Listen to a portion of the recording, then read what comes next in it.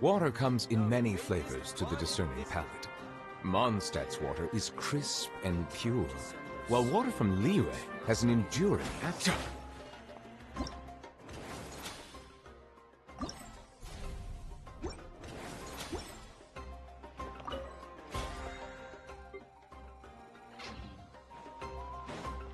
Ad Astra Abyssosk. Welcome.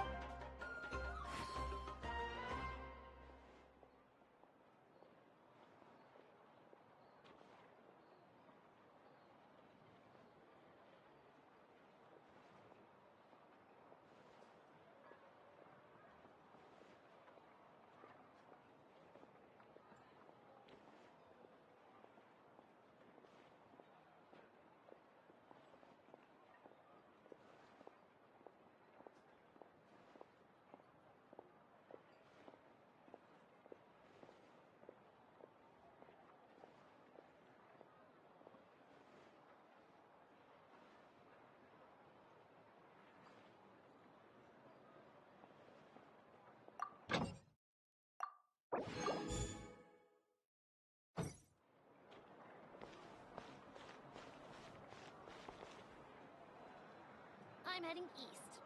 Don't you come with, you hear? Best I don't see you over in the west, then.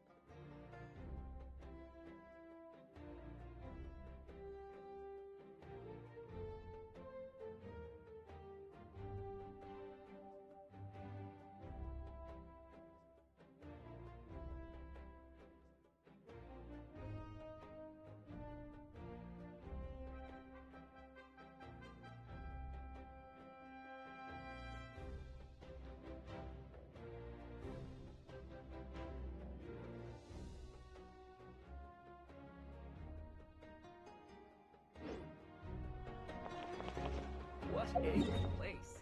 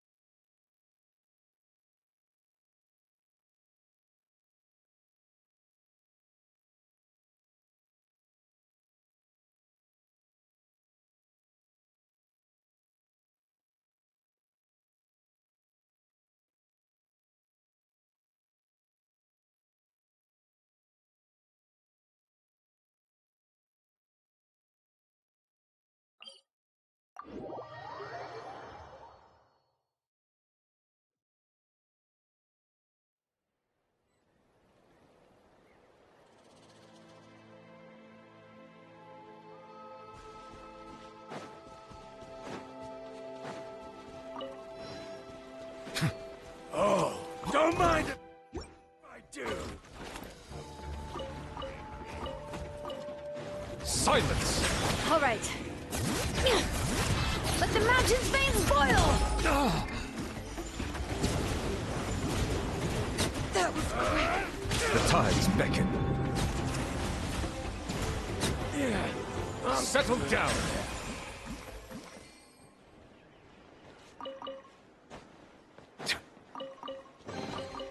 Let the record show that I verbally consent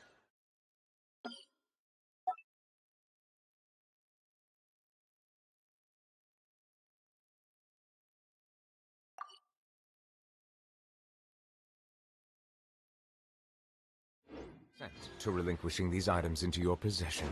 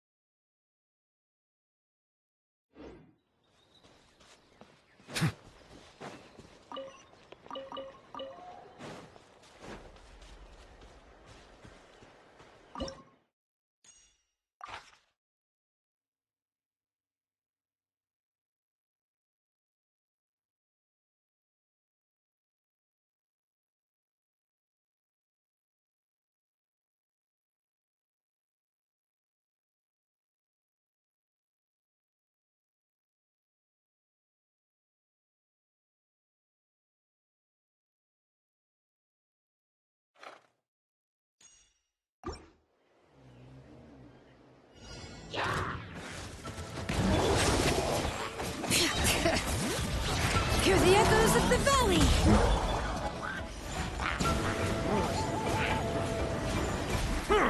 Stop right there! Justice will... For the Lord of the Night!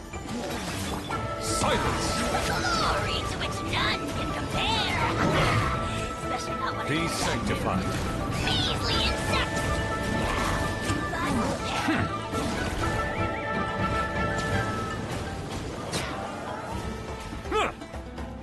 Settle down. Bring it! Let the mountain's veins boil!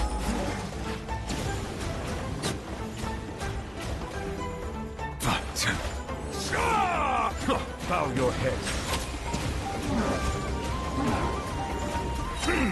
Let the mighty be humbled.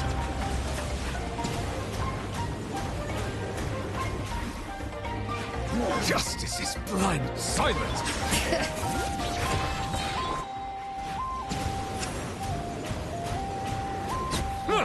Prepare yourself.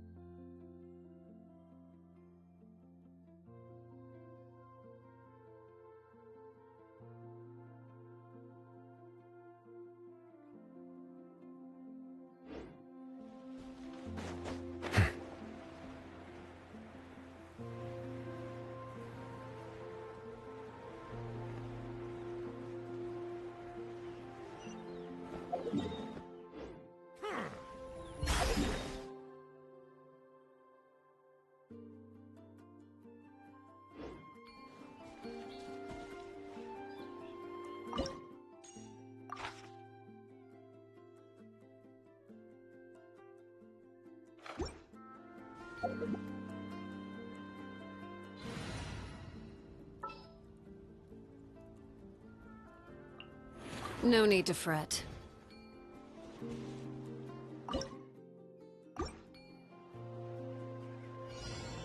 Let's have some fun, shall we? Transfixed! Bring it! Hear the echoes of the valley! Final warning! Hands right! Shadow of the past! Mine to command! Submit your soul in sacrifice! Witness my wrath! Overruled! Let the mountain's veins boil! Slip, slide, sprint!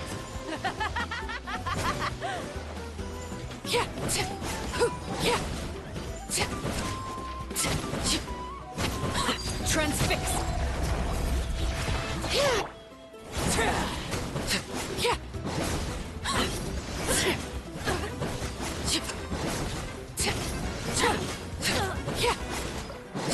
Everlasting as the moon!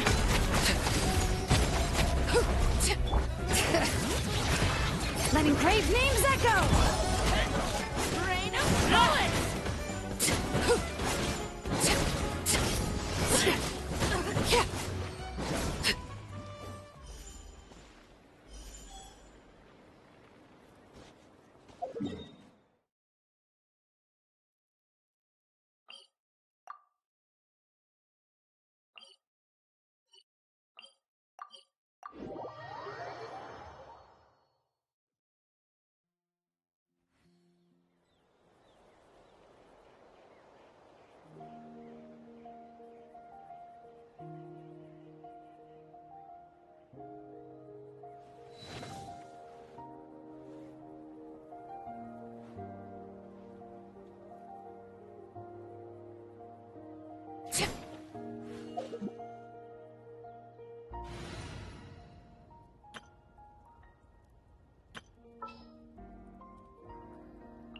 Thank you for permitting. No.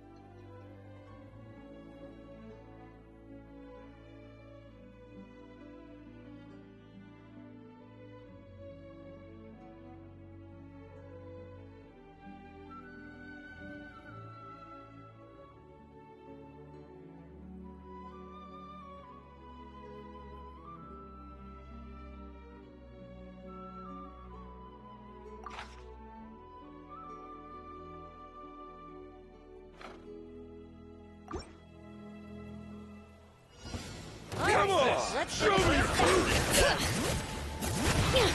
Stick around. The tides beckon. An oversight on my part. Ah!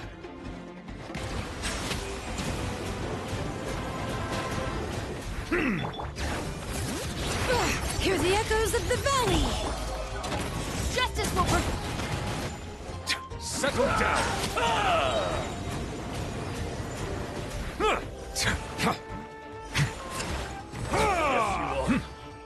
Qualified after all.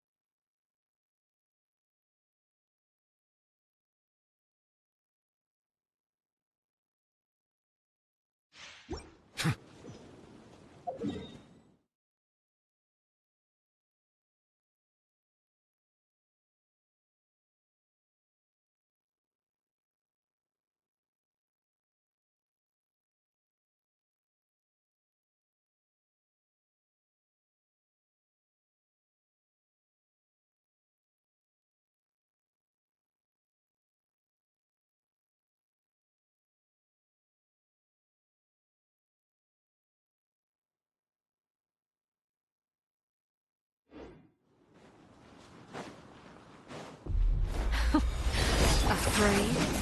Or do you not even have the courage to be afraid? Let the mighty be humble! Is it my turn now? With these rising flames! Now that's more like it. How amusing. Letting grave names echo! With the fall of darkness, before your destruction shall rise. Submit your soul! Have a taste of purgatory. Forever hold your peace.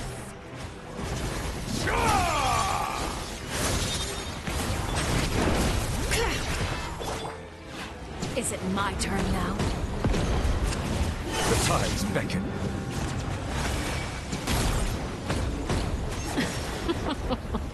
Look at you. Trapped like a bunch of helpless animals. Is it my turn now? Let the mountain's veins boil!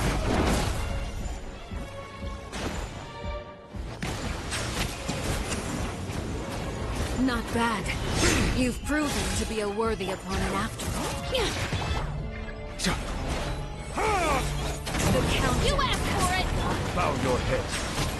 Like a fly tangled in a web.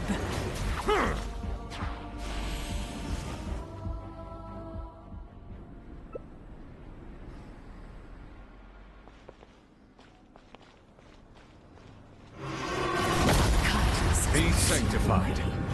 My blade is all that remains. Letting grave names echo!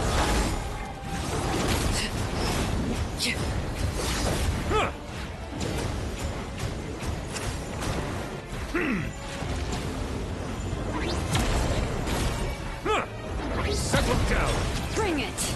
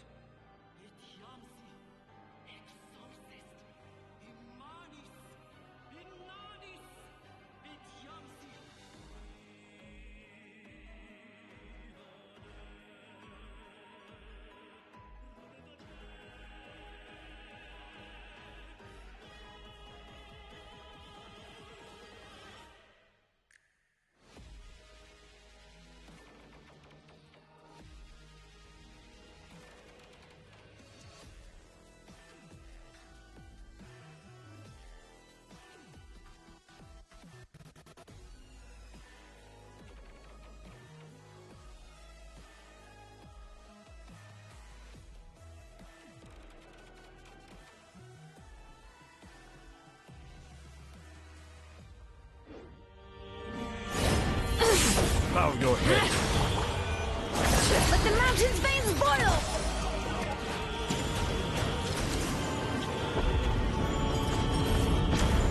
The sun and moon have set. Only ruin remains. All hope has been extinguished. Settle down.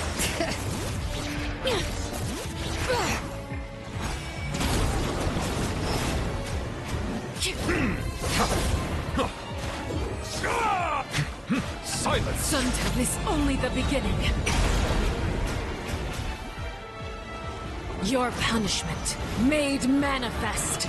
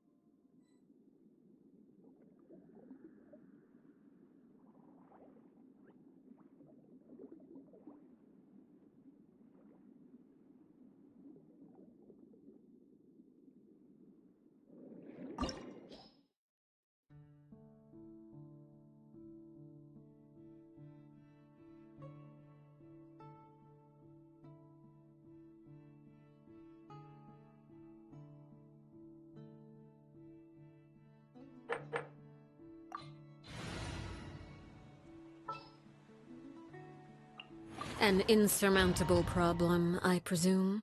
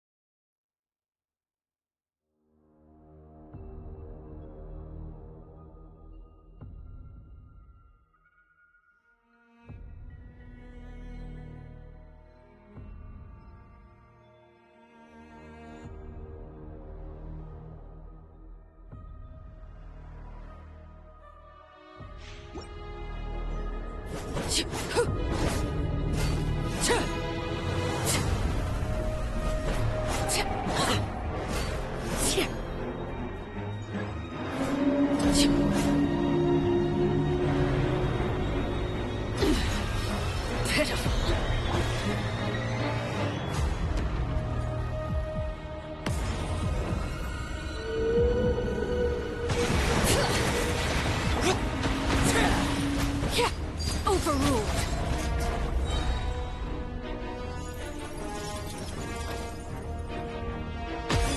Letting great names echo.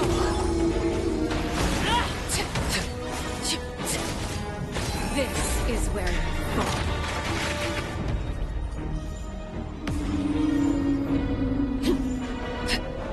Transfix. Bring it.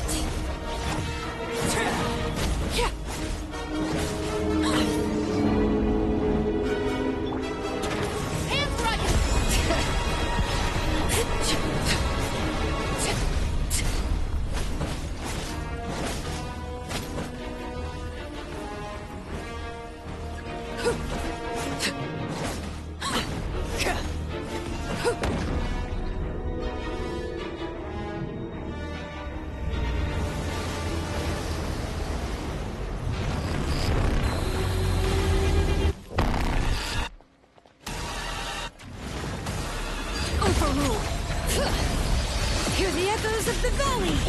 Stop right there! Claim these souls! It's your soul! My turn. Witness my wrongs.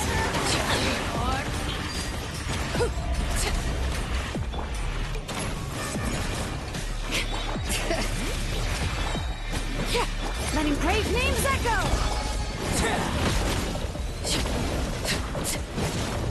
The hearth! Now it's extinguished.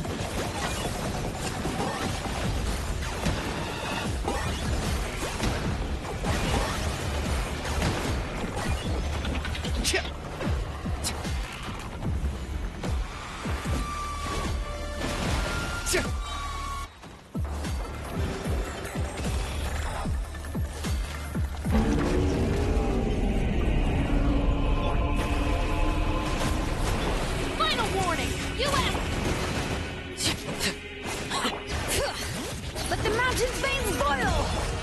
Laid bare. For the Lord of the Night! It's your soul!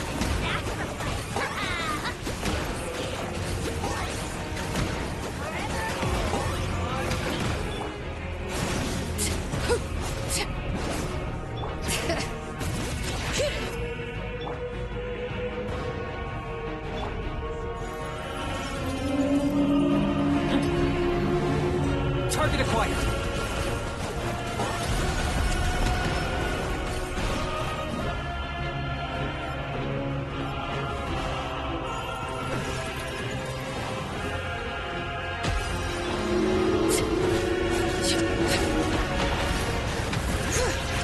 Hear the echoes of the valley!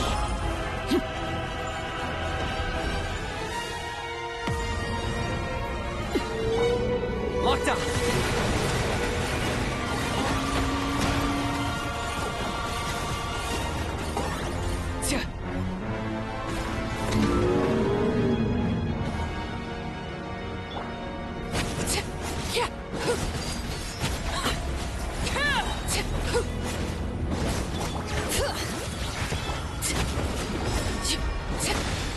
Everlasting as the moon!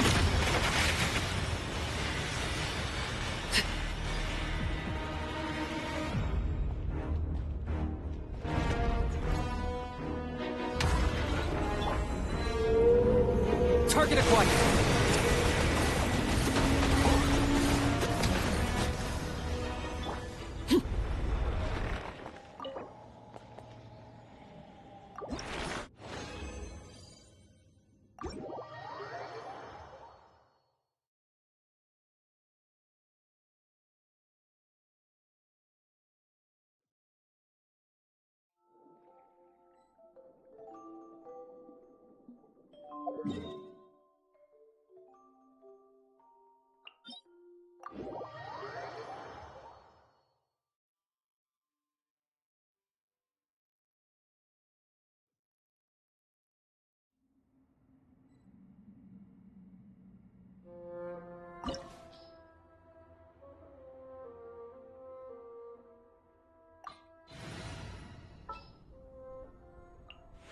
Perhaps we could take a walk by a riverbank or somewhere similarly fluke.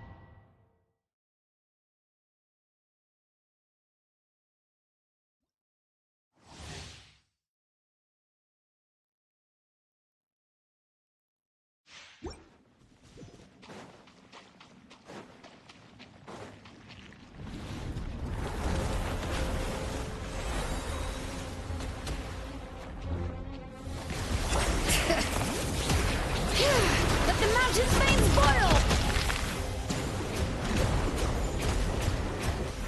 Let the mighty be humbled. Bow your head.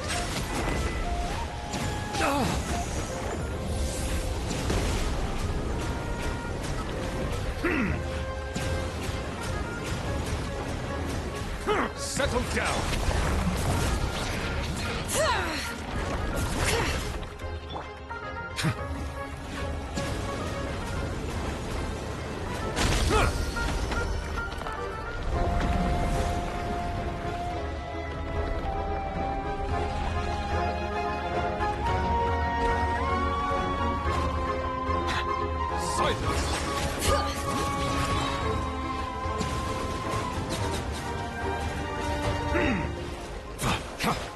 Stop right there! Justice will prevail! I got him cornered.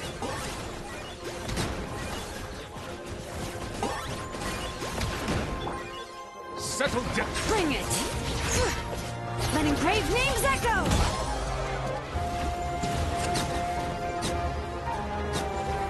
Be sanctified. Silence.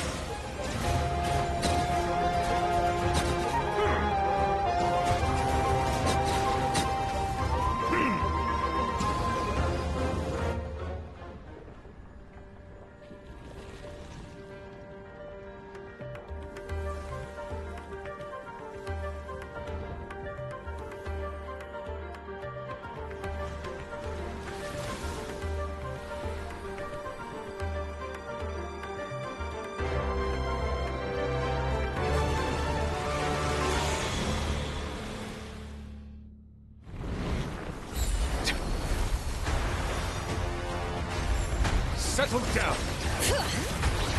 Let the mountain's veins boil!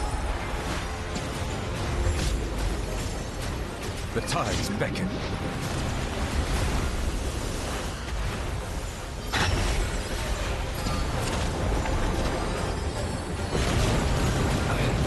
A silence fills the air. Drop your weapons! Hands where I can... Claim these souls! Silence! Dead would lay, you dragonfly!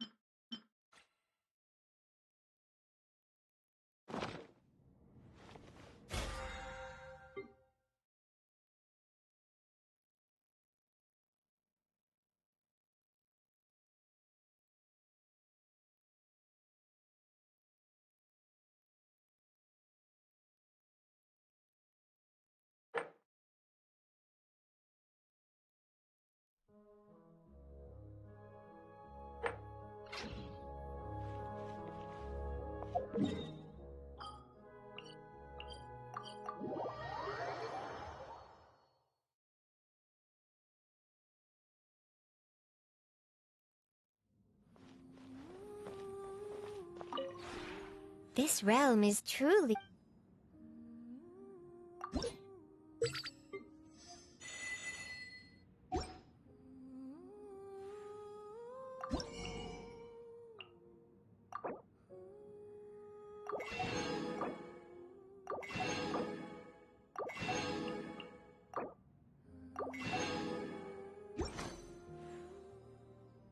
If you ever...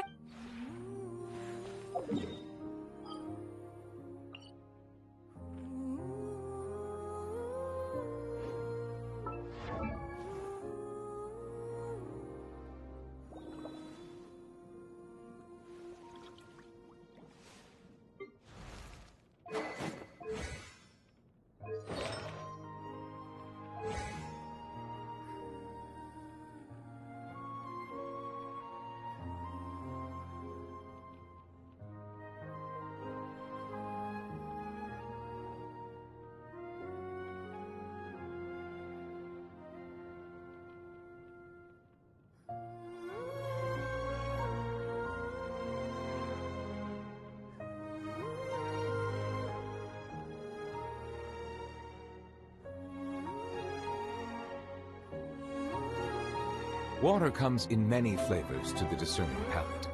Mondstadt's water is crisp and pure, while water from Liyue has an enduring aftertaste. In Inazuma, the water possesses a depth of flavor unlike any other. Sumeru's water, meanwhile, has a rich and complex flavor profile, but it must be savored patiently to fully appreciate it.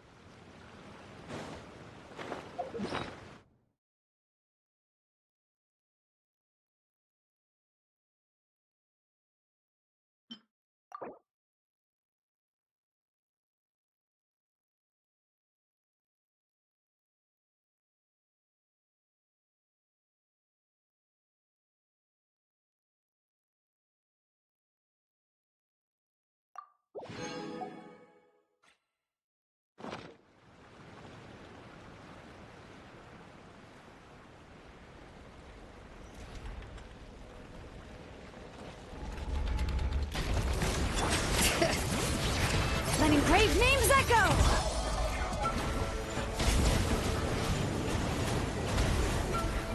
Final warning! Target acquired.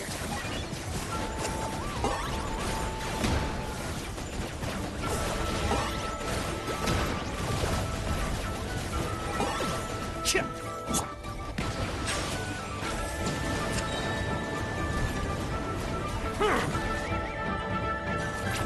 right.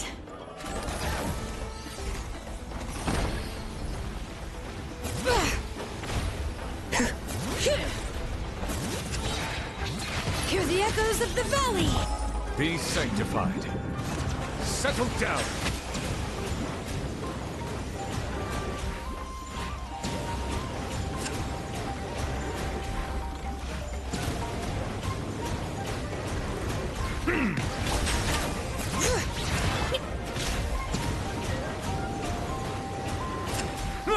Drop your weapons! Justice will Bow before your king! The glory to which none can compare! That's not what I did about you. Measly insects! You must pay! bring it! Let the mountains bend!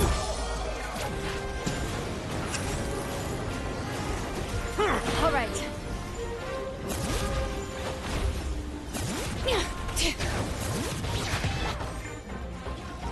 The tides beckon.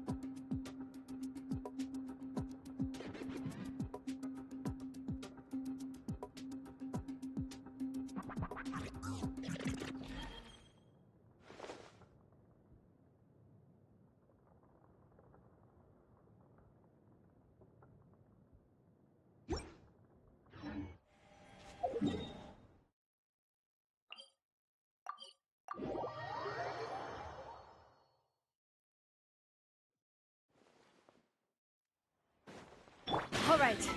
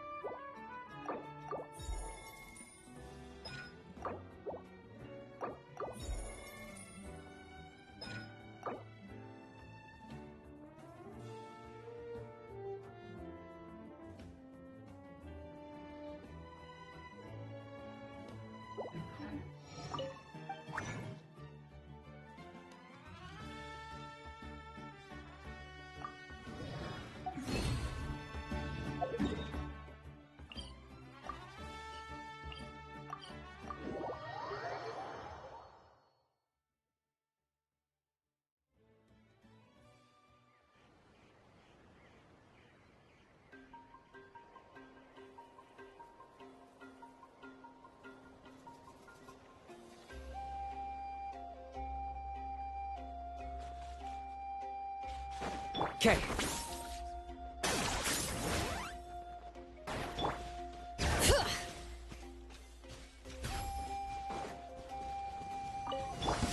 Well, here comes another. Letting brave names echo!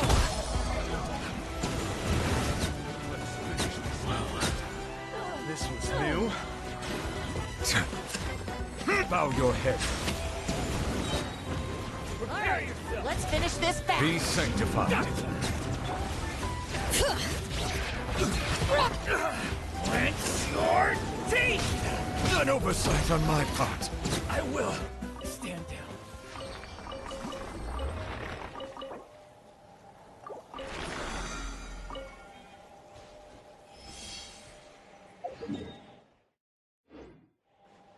Okay.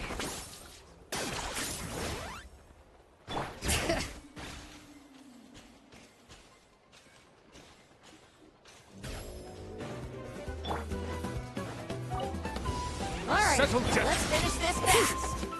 Bring it! Hear the echoes of the valley! That was quick. That was quick. You out! Justice is blindsided. The tides beckon.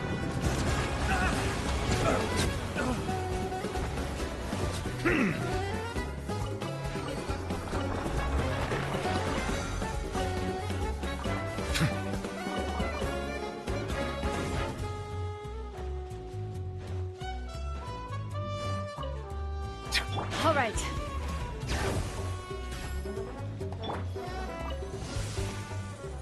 Silence! Letting brave names echo!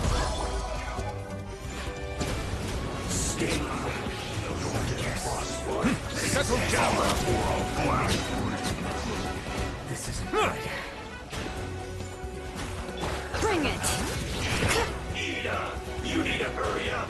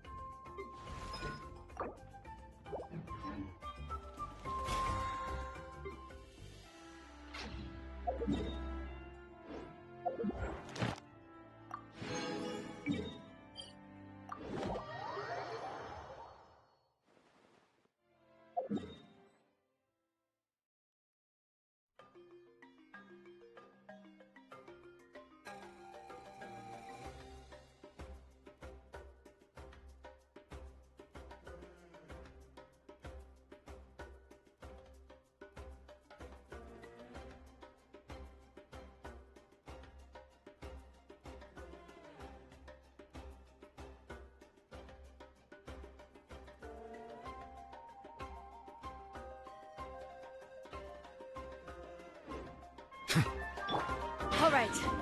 Add as. Thank you for.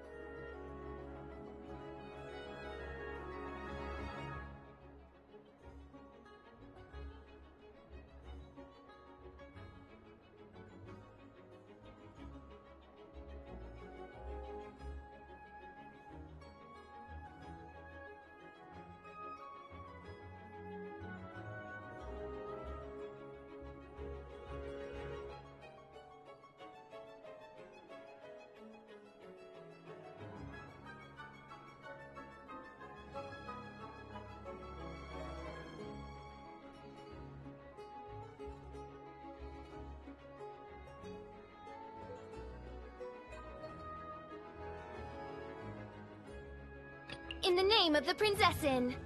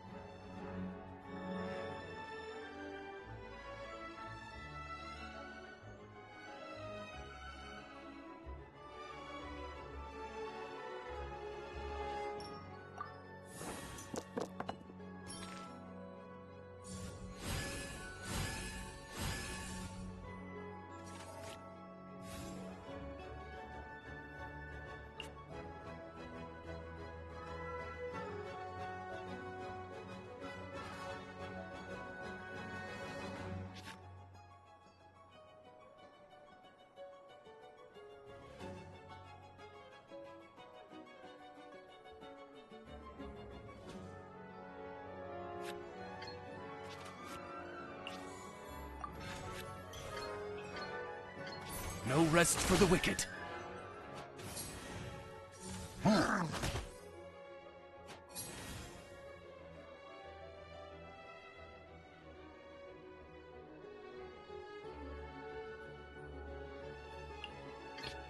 What exactly is teamwork?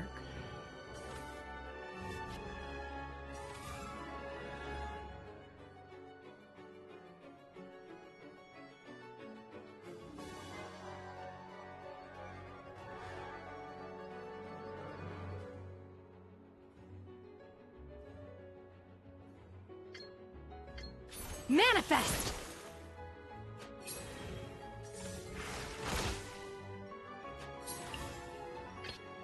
As per our contract.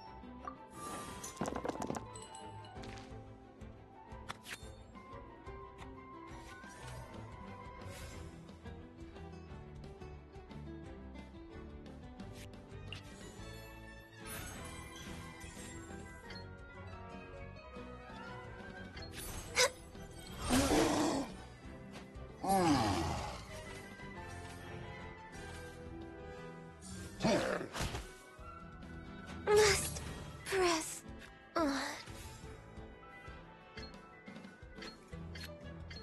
Obey!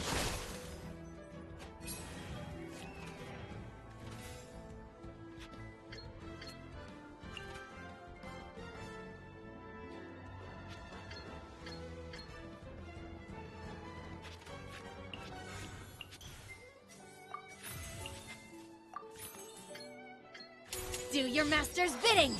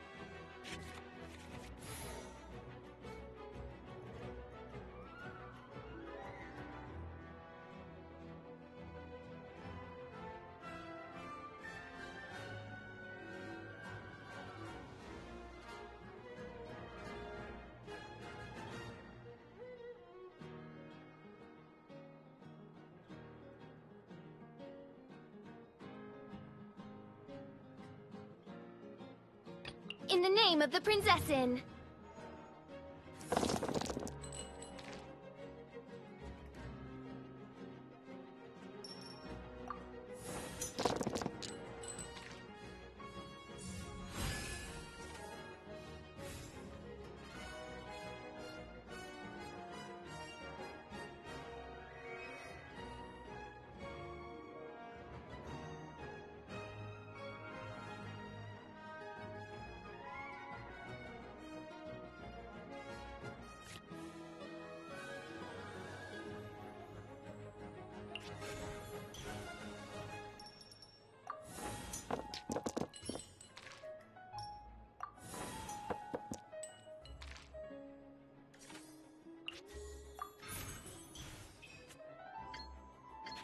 Oz, reveal thyself!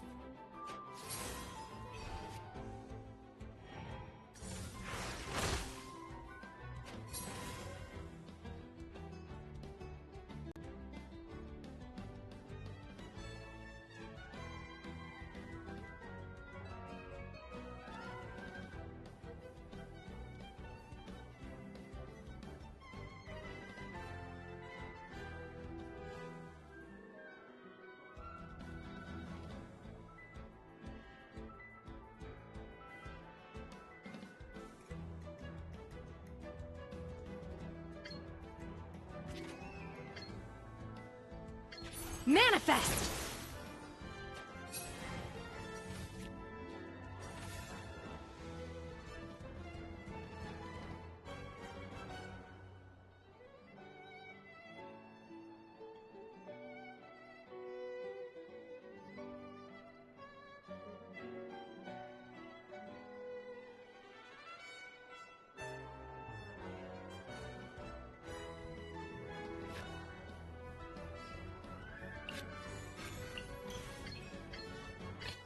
What are my orders?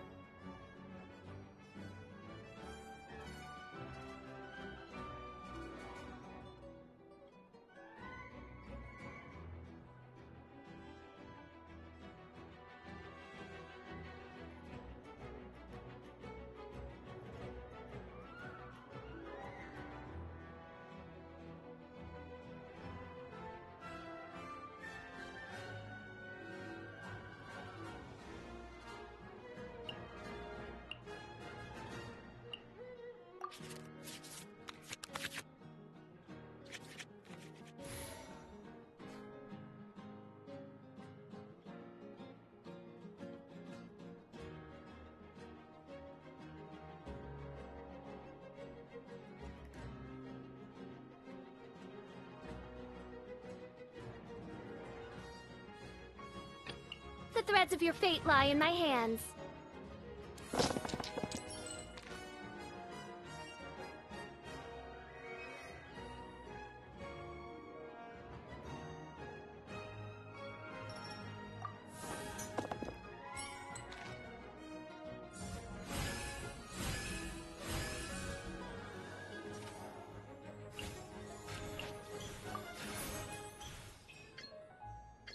I summon thee!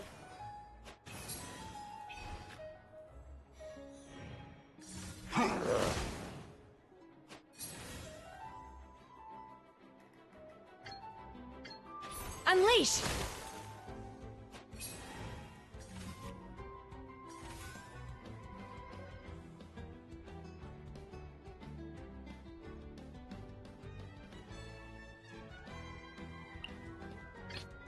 As per our contract.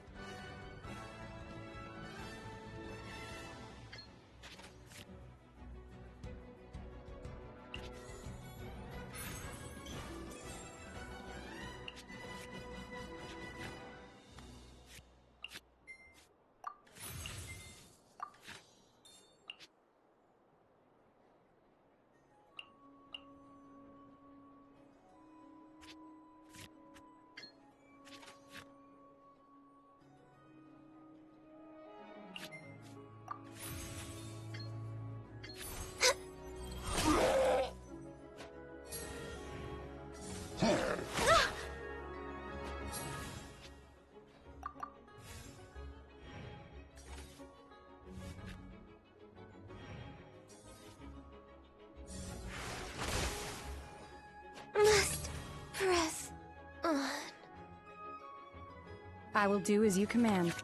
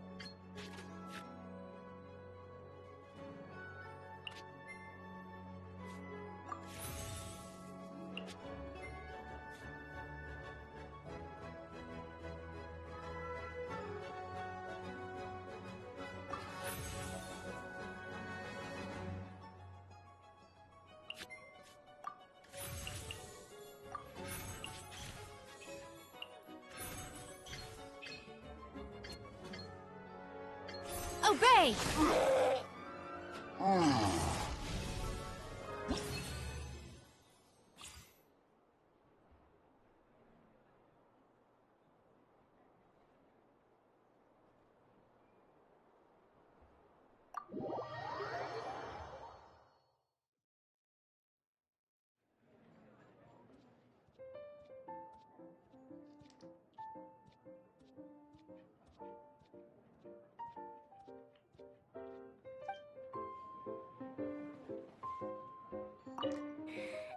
potential clients around? Ooh.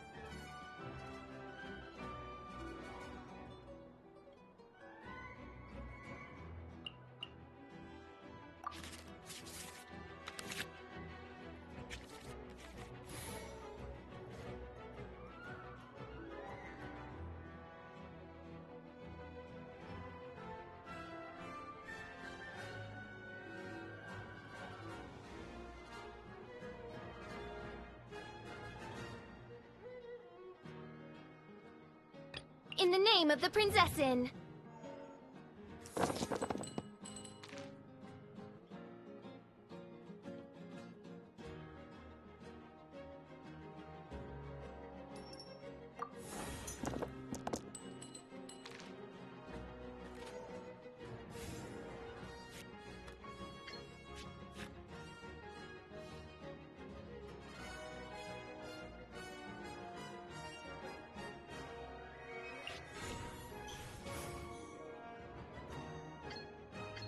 Oz, reveal thyself!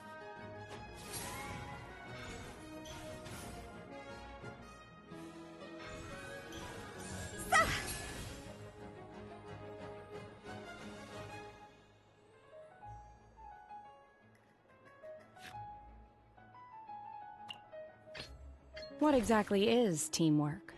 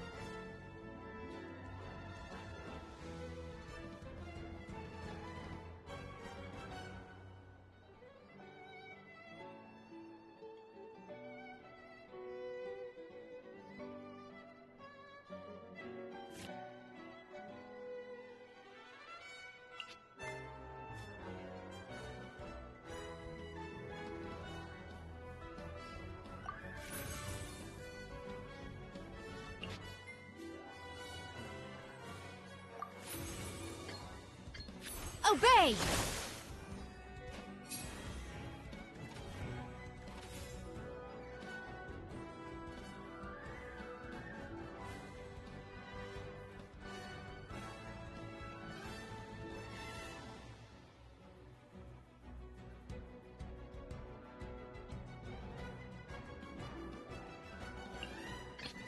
What are my orders?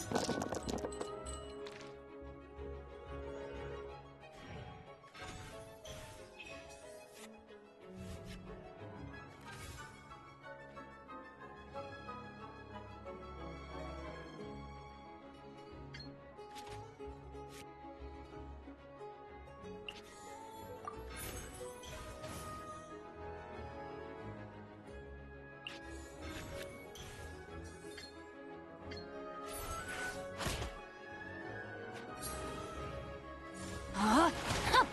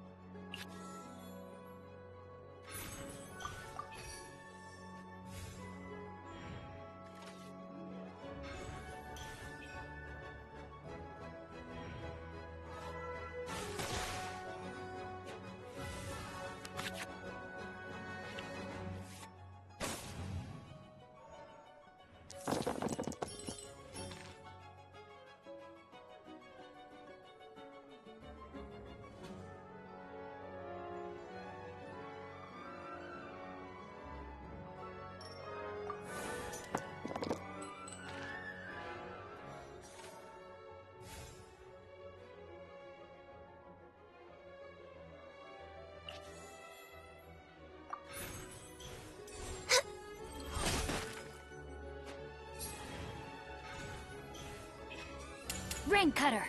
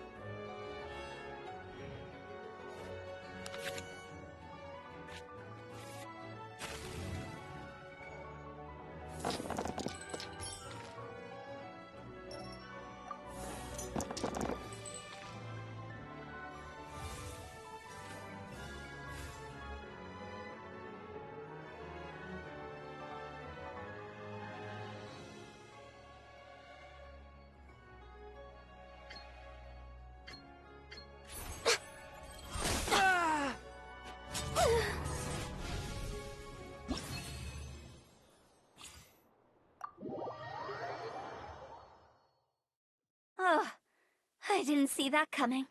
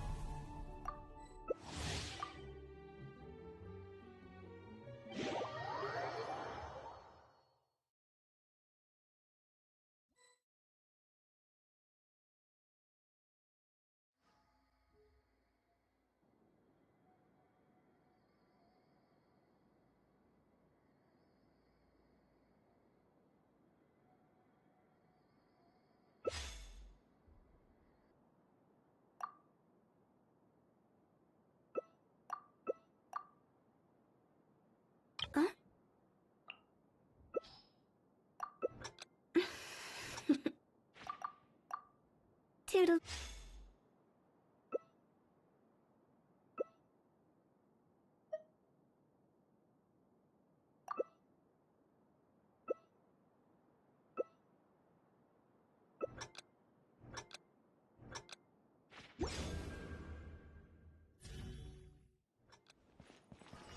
Time for takeoff.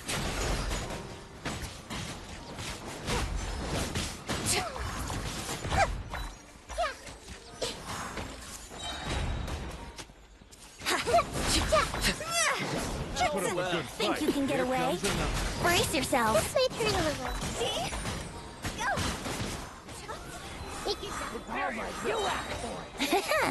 Cross over! Take it easy.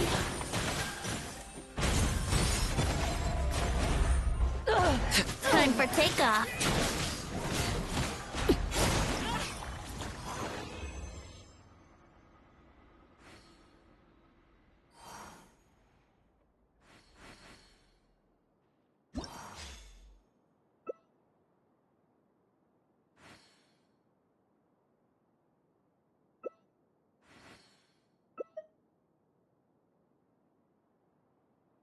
One client, two clients, three clients.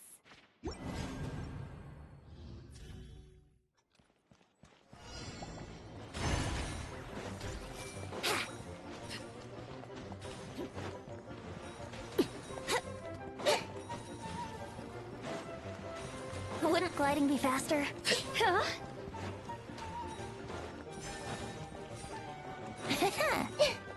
Wouldn't gliding be faster?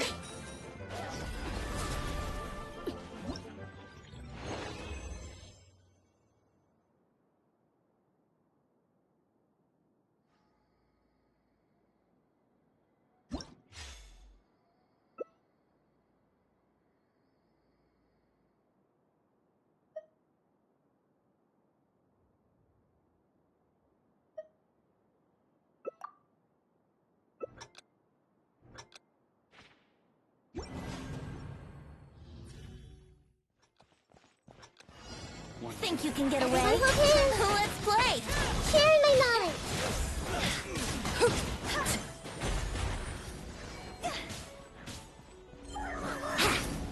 That's close enough. Yahoo! Time for takeoff. Make yourself at home. Here we go.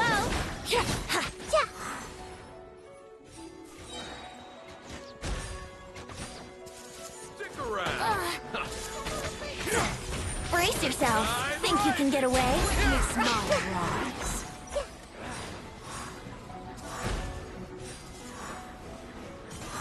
Let's play!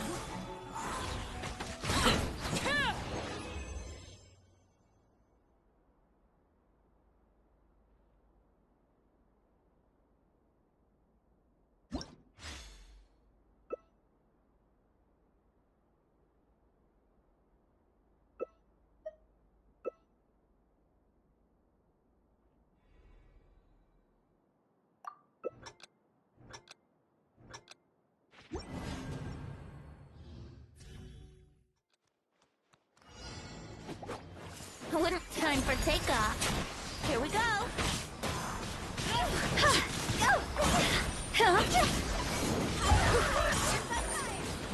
I see everything.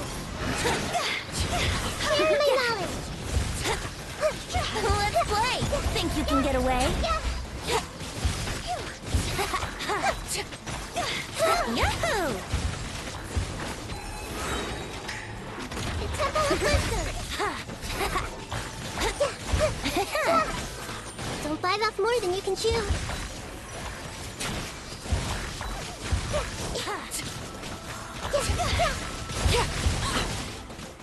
Yahoo!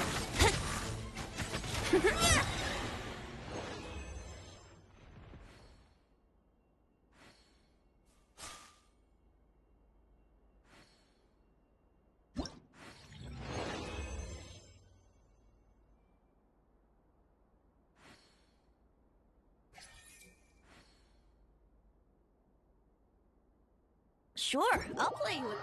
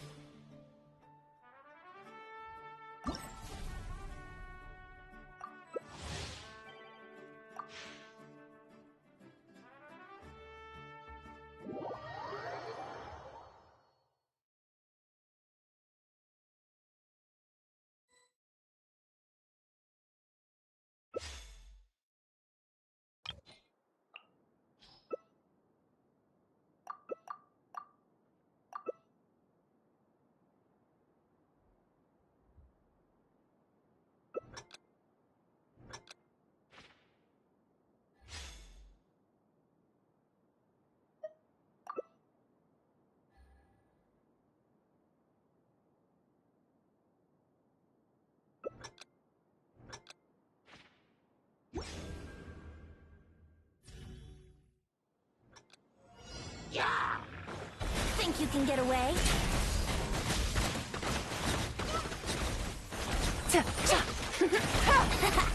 Right now. Merge. Here we go.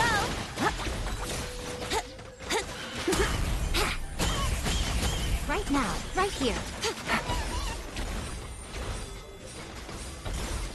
Busted.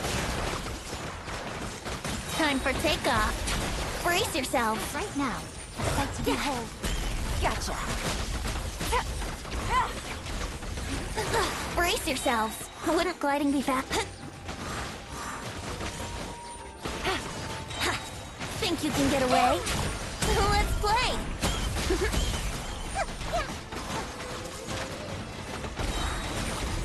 Time for takeoff.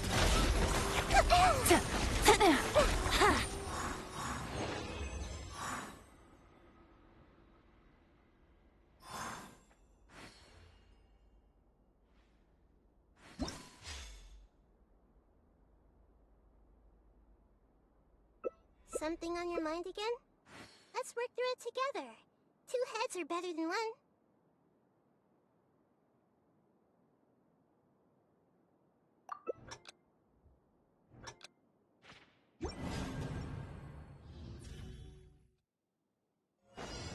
Think you can get away? Brace yourselves. Emerge. Right here. Right?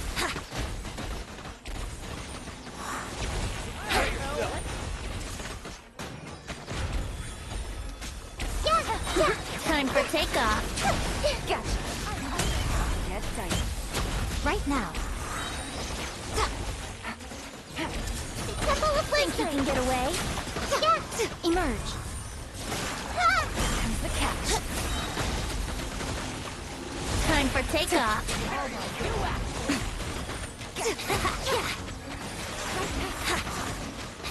Yeah.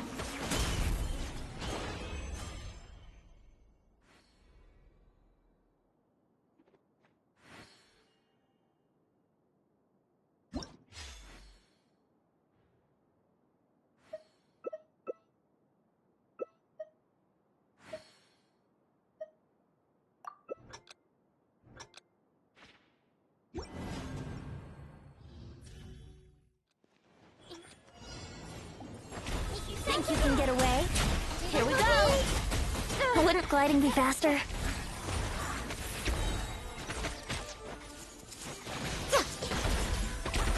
Time for takeoff.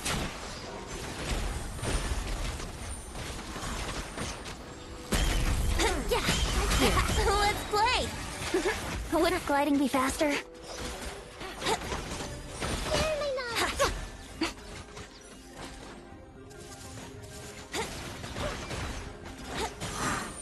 Think you can get away?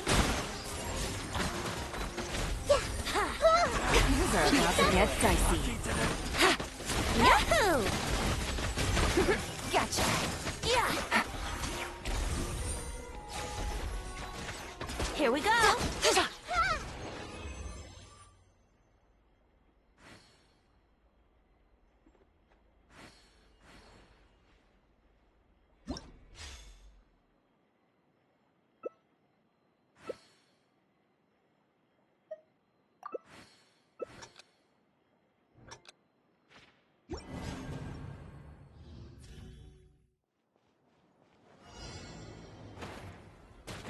Time for takeoff. Busted.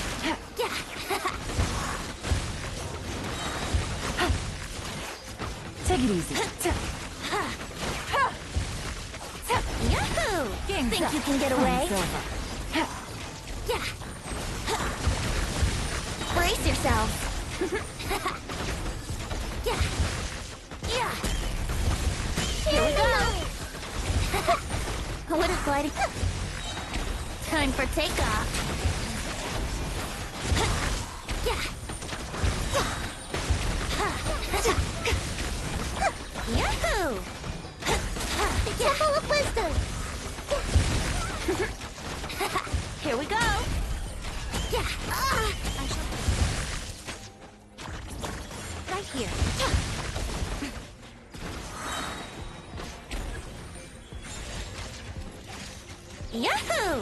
Think you can get away? Busted. Let's play! Emerge. Gotcha.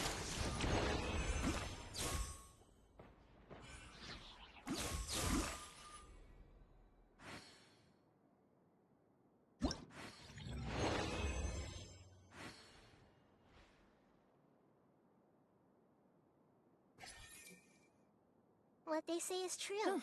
Good You roll. have to see the world for yourself to appreciate.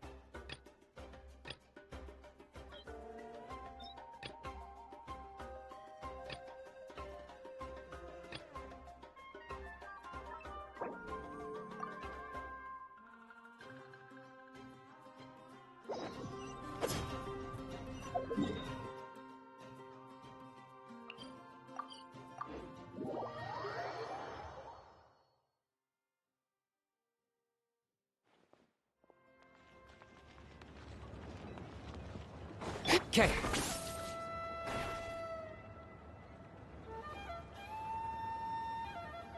Xilonen, good thing you're here. I'm wondering if I can...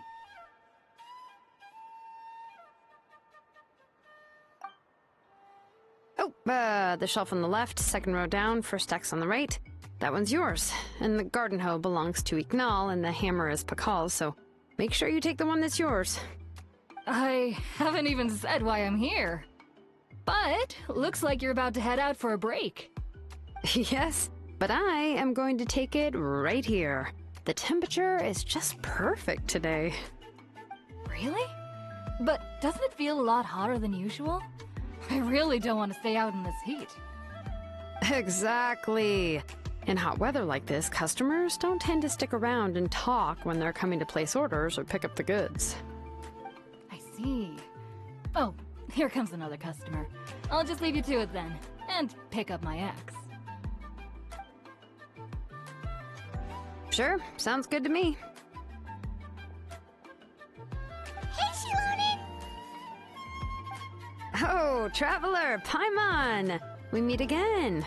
Oh, you two seem to be in good spirits. How's your, Pilgrim's Chronicle been?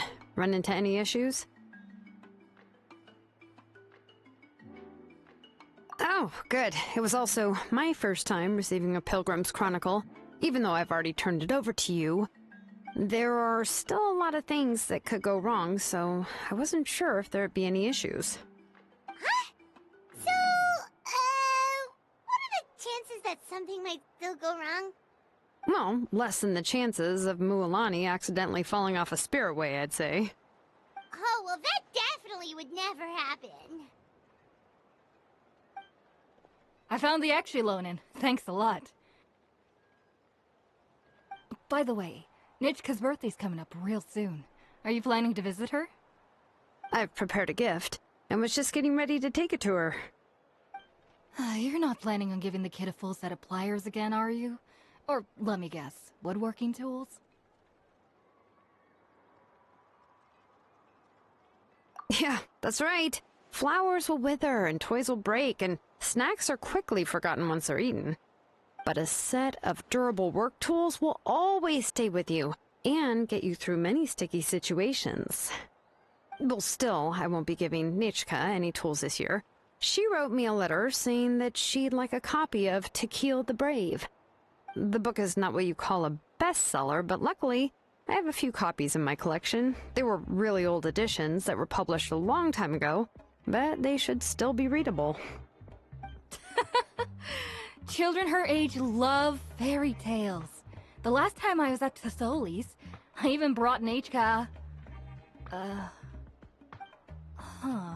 Wait. What did I bring her again? It must have been her favorite thing, but, why can't I remember it anymore? Oh, it is quite hot today. Seems you're about to pass out from the heat. Do you even remember your own name? My memory can't be this bad. It's just these last few days. I've been forgetting things for some odd reason. Well, in that case, why don't you use the Blaze Gem inscription you have as a memo to engrave some important things to remember? After all, that inscription will never wear out, and it's easy to carry. I'd say that's quite a fitting use for it. You do have a point, but my inscription is almost already full.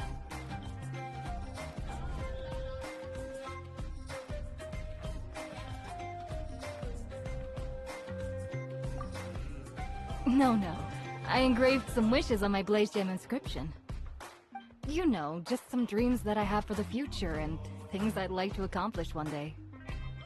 Even though Tasoli has said that from an aesthetic point of view, it would be best for people to keep their inscription short, this Blaze Gem inscription was still made by a name engraver, the forger of ancient names themselves. Everyone thinks that the inscription she made might have some wondrous powers. So, many people who bought Blaze Gem inscriptions engraved their wishes and dreams on them, in hopes that they would come true. Sounds kinda like a wish granter. But if you do that, won't everyone be able to see your wishes and dreams?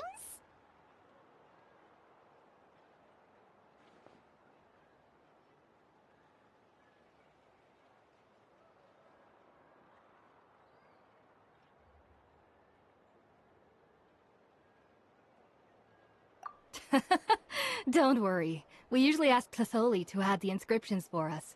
She has a unique method of engraving. With her method, the light must be at a certain angle in order to see the text. Without the right angle of lighting, the Blaze Gem inscription will just look like a pretty stone. That's true. In the end, a Blaze Gem inscription is essentially just a piece of rock. It doesn't have the power to grant people's wishes. Making wishes to it is like shouting into an echoing valley. The only one who will answer is yourself. But using it as a journal for your wishes is also fine. Carrying them with you and taking a look from time to time can be a good source of encouragement. Well, as long as you don't suddenly change your mind and want to take your wishes back, that is. These things are extremely durable. It would take a lot of effort to change the words. And I don't think anyone would willingly part with it either. They're not cheap and very hard to get. If you ever lost it, you'd just be filled with regret. Still, it's really strange. Given Auntie's skill, how could it take so long for her to make one? Oh, well, I hope someone didn't give her an idea of making fewer and selling for more.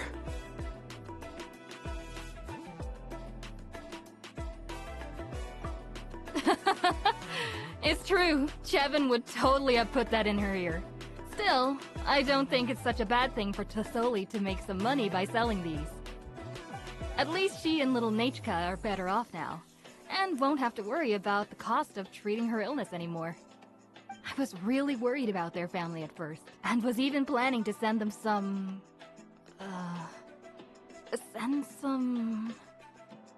Huh? What was I planning to send to Nachka again? This memory of mine. Alright, if you stay out in the heat for any longer, I'm afraid even the inscription won't be able to save your memory. You should, go back. Yeah, get some rest. Right. Right. Please give my regards to Tlasoli and Nachka. What's going on? Maybe I should go talk to Ernly to get some medicine. So you'll be going to Nachka's birthday party too, Xilonen? Oh, perfect! Then let's go together! Oh, yeah, sure, but I didn't expect you to know Tlasoli too. She hasn't been coming to the tribe much lately, so how did you get a chance to talk with her?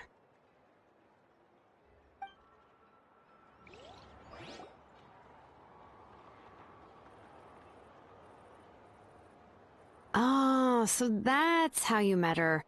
She even wants to use volcanic crystal as a forging material. Guess she's really pulling out all the stops for her daughter.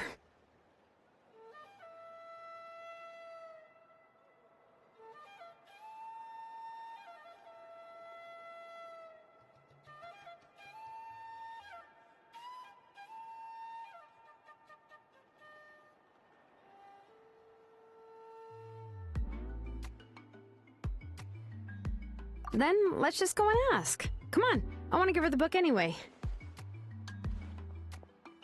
Huh? Wait a second. Our birthday gift's supposed to be a surprise?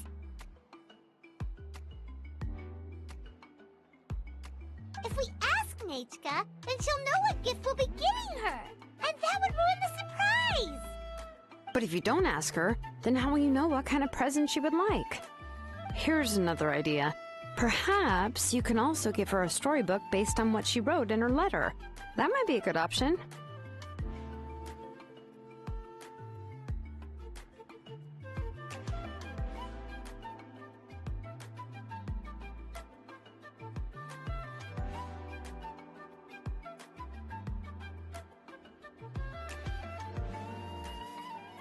But shouldn't we give it a little more thought?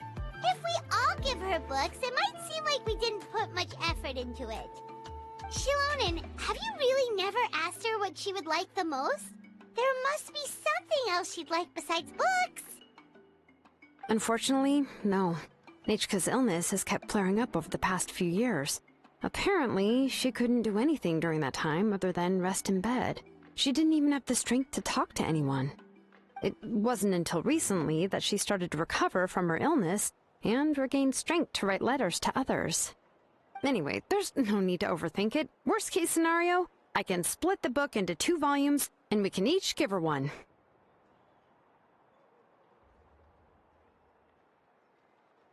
Yeah, even though it would ruin the surprise, we could at least get her something that would make her happy.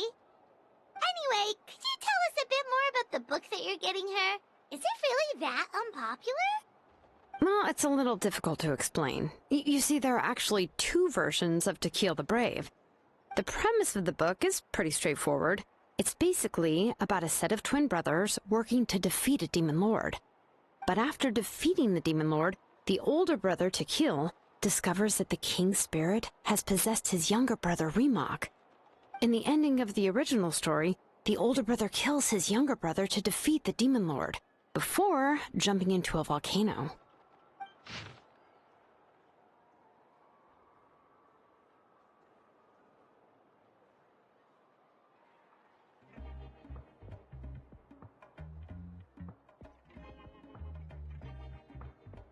I remember there was one line that was super popular at the time. If I still remember right, after being possessed by the goddess Coatlicue, Remok said, "I do not wish to see your blood be reduced to ash, but I have seen the light of your heart and spirit. Remember my name, brother. As long as you remember me, I will never have left." The other version was released only recently. The author heard a suggestion from someone and suddenly decided to try and make a stake in the fairy tale market, so the story was revised. In the revised version, the brothers killed the demon lord together and both survived. According to the author, this gave the story a happy ever after kind of ending. However, the revised version was not well received. After a month on the market, it had hardly sold any copies and the books were collecting dust on the store shelves. The store owners desperately tried to get rid of the book, and have resorted to all sorts of promotions and discounts to sell it. Even now, the only edition of To Kill the Brave you can find in the market is the newer one, whereas the older edition is nearly impossible to find. Anyway, I couldn't bring myself to give such a poorly rated book to Nechka, so I spent a few days looking and managed to find a few copies of the old edition in a warehouse. I picked out a copy that looked relatively new, and wrapped it up as a present for Nechka. If you're interested, I can give you this extra copy to read. The pages are pretty old, though, so please be gentle with it. Oh, and here's a copy of the newer edition, too. They gave me a free copy when I went to buy some chocowaddle. So that's how they're trying to sell off the book. Could it really be that bad? Even Paimon's curious now.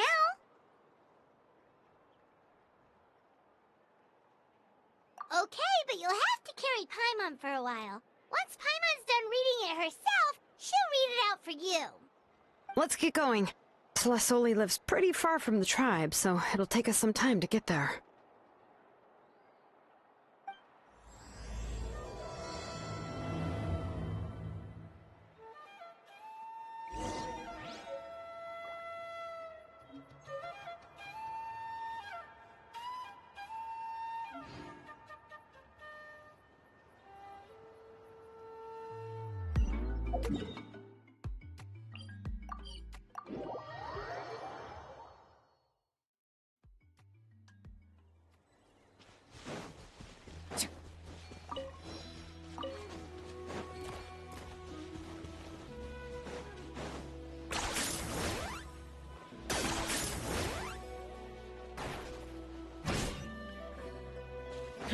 All right. Go on now, Iengu. Nechka is still resting. Hey, Tlasoli, we're here!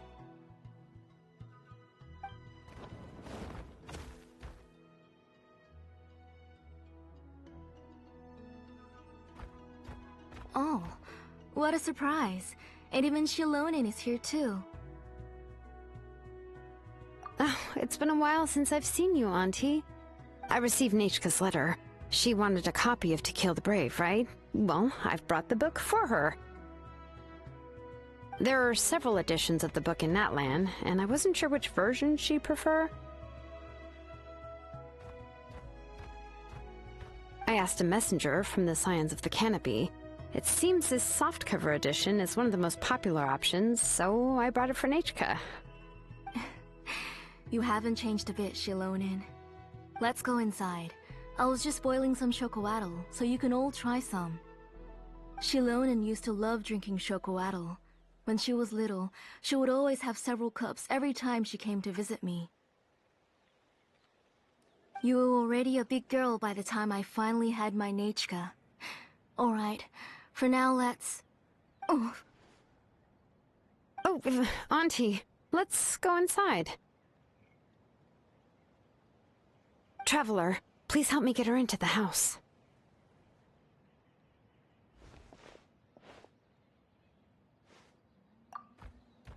Oh, Paimon will help too! Be good, Iengu, and don't get in the way. All right, let's get indoors. Watch your step, Auntie.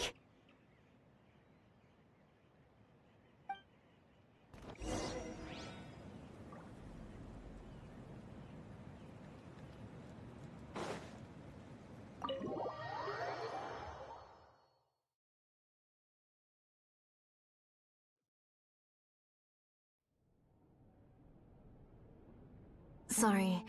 Nechka's illness has been flaring up recently, so I was up for a few nights. I suddenly started to feel dizzy in the sun. I hope I didn't scare you. Have a seat. I'll fetch you a few cups of chocoatl. Please wait a moment. Oh, I've already brought them over. This cup's for you, Auntie. And these are for you, too.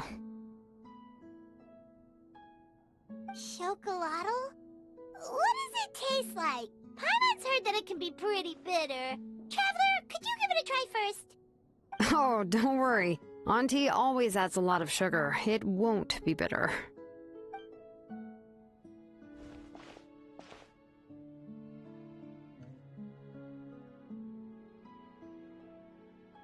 The last time you came to visit, you were still just a kid. But now you're a pillar of the Children of Echoes. No, of all Natlan even. Oh, well, it's all thanks to the drinks I had here and the books I happened to read.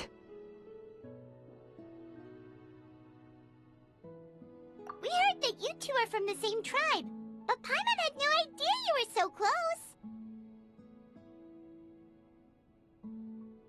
When I was little, my parents were always talking about how skilled Auntie was at forging ancient names and how she was a good role model for the rest of us. The moment I became idle at home, they would toss me into Auntie's workshop to watch and learn. Then I would have your parents go back, boil you a pot of chocolatl, and let you play in the house. Yeah, and then I would drink and listen to you banging away with your tools in the workshop. But eventually, she moved out of the tribe to find some more space, and I didn't have the chance to visit again after that. But why did you seem so familiar with the place when you went to the kitchen for the drinks just now? Because the layout of this place is identical to her old house.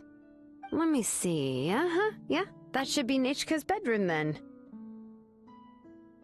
That's right.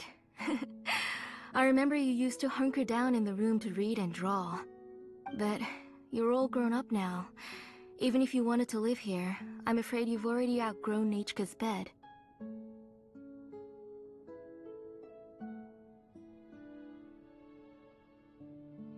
That's how Nechka sees Xilonen too. Whenever she's feeling better, she always asks me when her pen pal sister will be coming to visit. Well, yeah, I'm here now, and even brought a gift as an apology. I'll leave the book here. You said Nechka asked you for the book? I hope it wasn't too much trouble to get. Really, I'm surprised that she even asked you for a present. When she's at home, she'd even ask me for permission to eat some snacks. Maybe I've been too strict with her. She's obviously starting to like her big sister more than her own mother. Oh, really? Well, I'd say I really haven't done enough to deserve the title of Big Sister. Yeah, I wasn't able to help her when she was sick, and I didn't even come and visit her that many times. Well, the only thing I have been able to do is to help her find some books. Don't be too hard on yourself, Xilonen.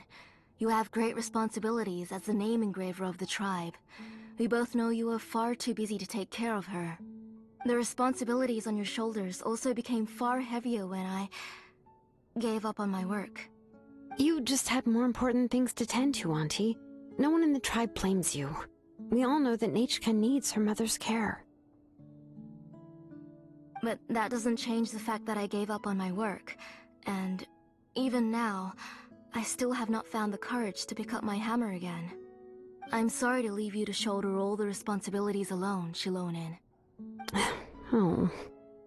Whoa, why so somber all of a sudden? Don't be so sad, everyone! Hasn't Nechka gotten better lately? Oh, relax, Auntie. I can handle the work.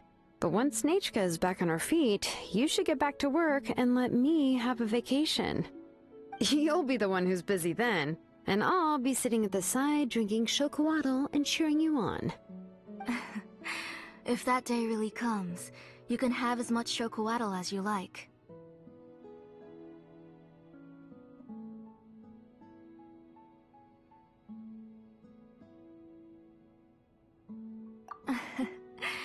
If you asked me before, I wouldn't have even been able to talk about it.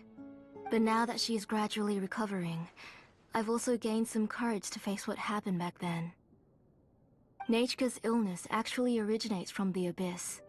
That night, I was in the tribe, having a discussion over the forging of new ancient names. Before we could finish our discussion, the alarm started to ring outside. A horde of monsters from the Abyss suddenly attacked the tribe, so everyone banded together to fight them off. I joined the fray as well, and it wasn't until the monsters were repelled that I got back home with some guards from the tribe. But Nechka was gone. I can't remember how long I spent searching for her. Maybe for 2 or 3 days. In the end, we found Nechka at the bottom of a short cliff. She was holding a dried-up embercore flower in her hand, and there were traces of abyssal corruption around her wounds. I know. It was all my fault. Before the incident, Nechka had asked if I could forge an ancient name for her. Work was busy at the time, so I told her that if she could find an embercore flower, I would use it as material to forge her an ancient name. Oh, Nechka, my daughter. My Nechka. I was holding her in my arms, but no matter how many times I called her name, she wouldn't open her eyes and look at me. I was the one who decided to move my workshop to the outskirts of our tribe for work. And I was the one who left her home alone. Oh, my daughter. My Nechka. Why do you have to suffer like this? Whoa, hey! It's okay, right? Nechka's getting better. She already has the strength to write letters now, doesn't she? Well, Xilonen has even brought her a gift. Sorry. I just can't control myself whenever I remember that time. Phew. Alright. It's not every day that we get guests. I really shouldn't be crying like this. I asked someone to buy some ingredients for me. So, why don't you stay for dinner tonight? I'll make some shrimp bisque, grilled fish and mint sauce, and tower tacos. We'll help. That sounds like a lot to make, and we don't want you to tire yourself out.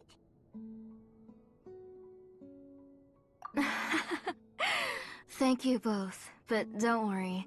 It's just a few dishes. I'll be fine. You three just need to make sure everything gets eaten up. I can't eat a lot at this age. Oh, we haven't had anything to eat yet, so don't worry. We'll make sure there are no leftovers. Ah, it just occurred to me that Xilonen likes to eat cheesy crab hot pot. Why don't I make that instead of the grilled fish and mint sauce? I remember you don't like picking out fish bones. Nah, both are fine with me. I've learned to just chew up the fish bones now.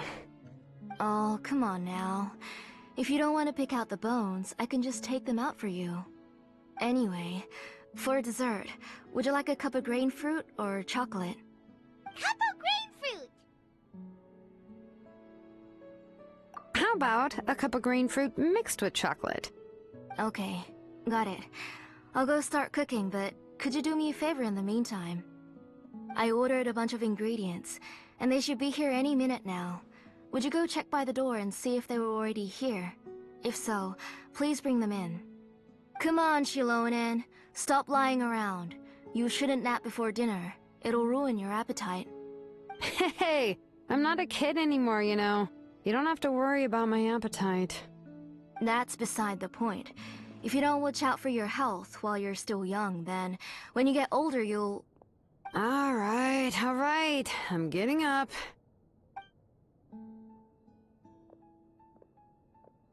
We'll go check on the ingredients with Xilonen. It isn't far, so it shouldn't take us long. That kid.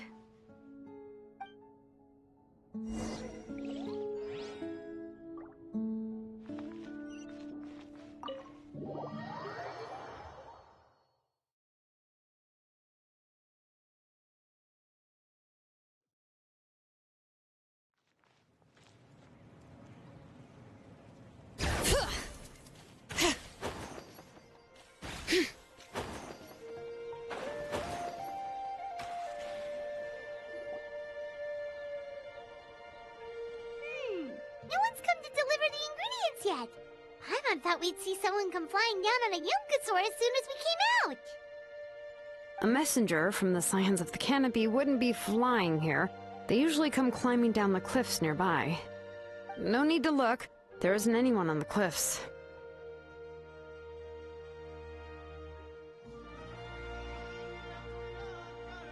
I just saw a ghost. Hey, you there! Sorry, but does Tlisoli live around here? Oh, are you the one who's supposed to deliver the ingredients? Ingredients? Are you kidding? I was nearly eaten myself! Never mind that now. Those monsters are still hot on my heels. Please, you've got to help me! Xilonen, where'd she go? Whoa, she's already gone up to fight the monsters! Let's go help her out!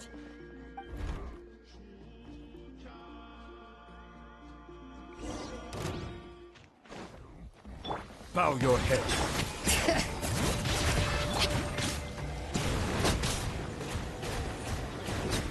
Let the mighty be humbled!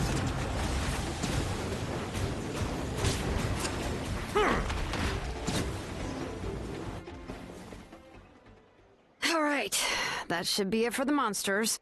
Yeah, it was easier than I thought. Oh, it also seems we're in good luck. The goods weren't damaged either. Strange. We didn't see any monsters on the way here. Yeah, right. I use this road to deliver goods all the time, and I've never been attacked like this before. It's the main road in and out of the tribe, so people often come here to clear out any monsters. This area is usually very safe.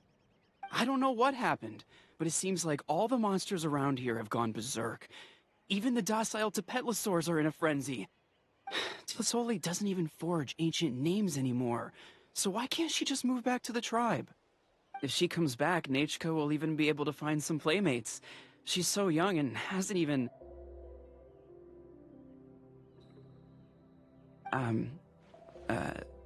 Nachka's playmates. No, wait, I feel like my kids have played with her before. They've even told me about Nachka's favorite game.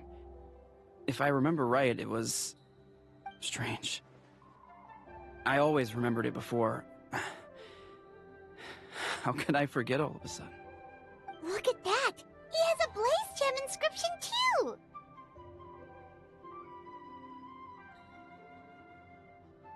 You should go back to the tribe. It seems like you had quite the scare today. We'll take the ingredients back for you. I'll carry these bags, and you two can carry the rest.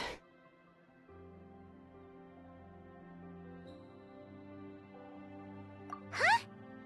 Oh, sure. Paimon can take care of these grapefruit that fell out of the bag.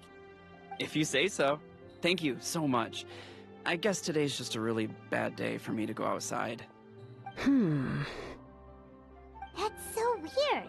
Why is everyone we run into today having trouble remembering stuff?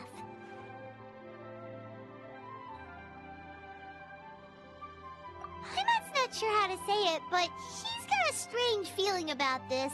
Like it's all somehow related.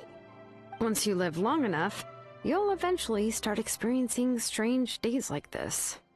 Let's bring the ingredients back. Otherwise, we won't have anything to eat tonight.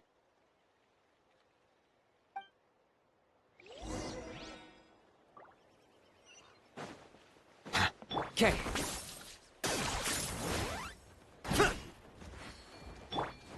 Settle down. Bring it! Let's do this then. Let the mountain's veins boil!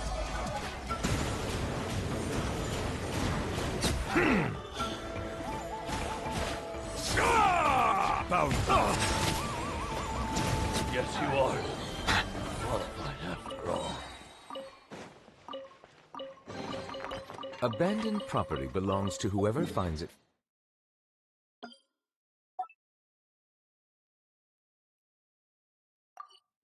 first. So, All right.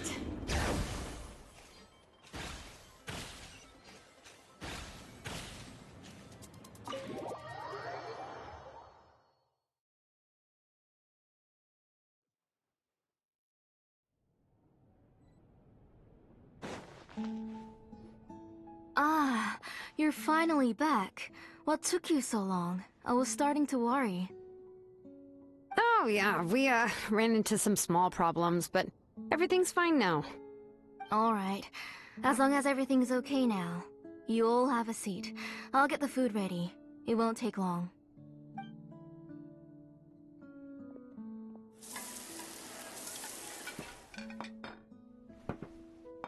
Whoa, there's so much tasty food! You're amazing, Tlisoli! They were all pretty simple dishes to make. Don't be shy. Dig in, everyone. Paimon will help herself. Paimon will have some of this, and this. Oh, and this! Ooh, yeah. Can I get another serving, please? You're done already? Do you even chew when you're eating? Of course! Didn't I say that I chew up the fish bones? I'll have just one more fish and leave the rest for Nachka. It's okay. Just go ahead and eat all you'd like. Nachka can't eat these dishes anyway. Her body is too weak to digest these kinds of things. I'll just make some broth for her. Oh no, but Paimon thought she'd already recovered from her illness. Injuries caused by the Abyss cannot be undone. The doctor said the fact that she's stable is already quite a miracle. But it's okay. Nechka can talk to me now and can even hold my hand. That's more than I could ask for. Even if she will never again know that I am her mother. What do you mean? The doctor said the Abyss has had an irreversible effect on Nechka's soul. She's lost all her memories from before she was injured. The doctor also said this sort of memory loss isn't like simply forgetting something. Rather, she can no longer remember anything from before that fateful day. Huh? But how does that happen?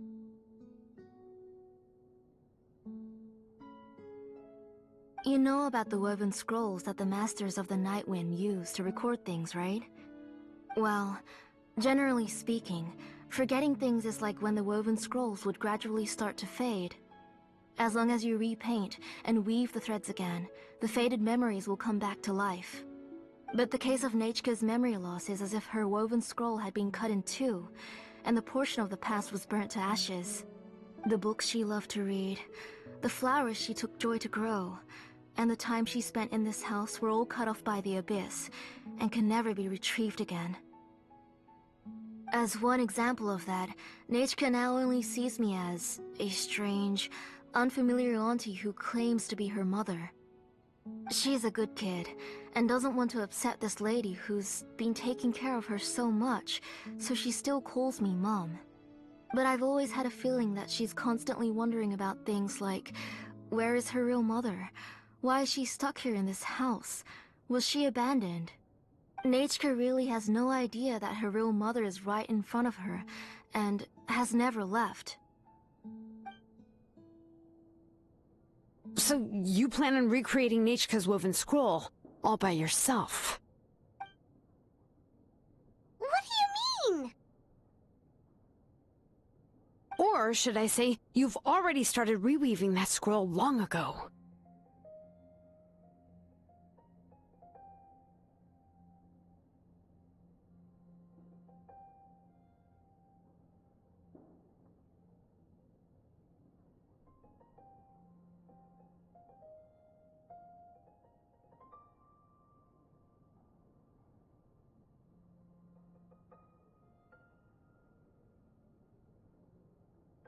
The delivery guys. I saw it hanging from his waist, so I asked to borrow it from him. Don't worry, I'll return the inscription to him once we've figured everything out. These things aren't cheap, after all. When did you know? Yeah, I noticed it back when blaze gem inscriptions suddenly became popular among the tribe. It was then that I also noticed that everyone wearing blaze gem inscriptions had varying degrees of memory loss. Traveler, you've picked up on it too, haven't you?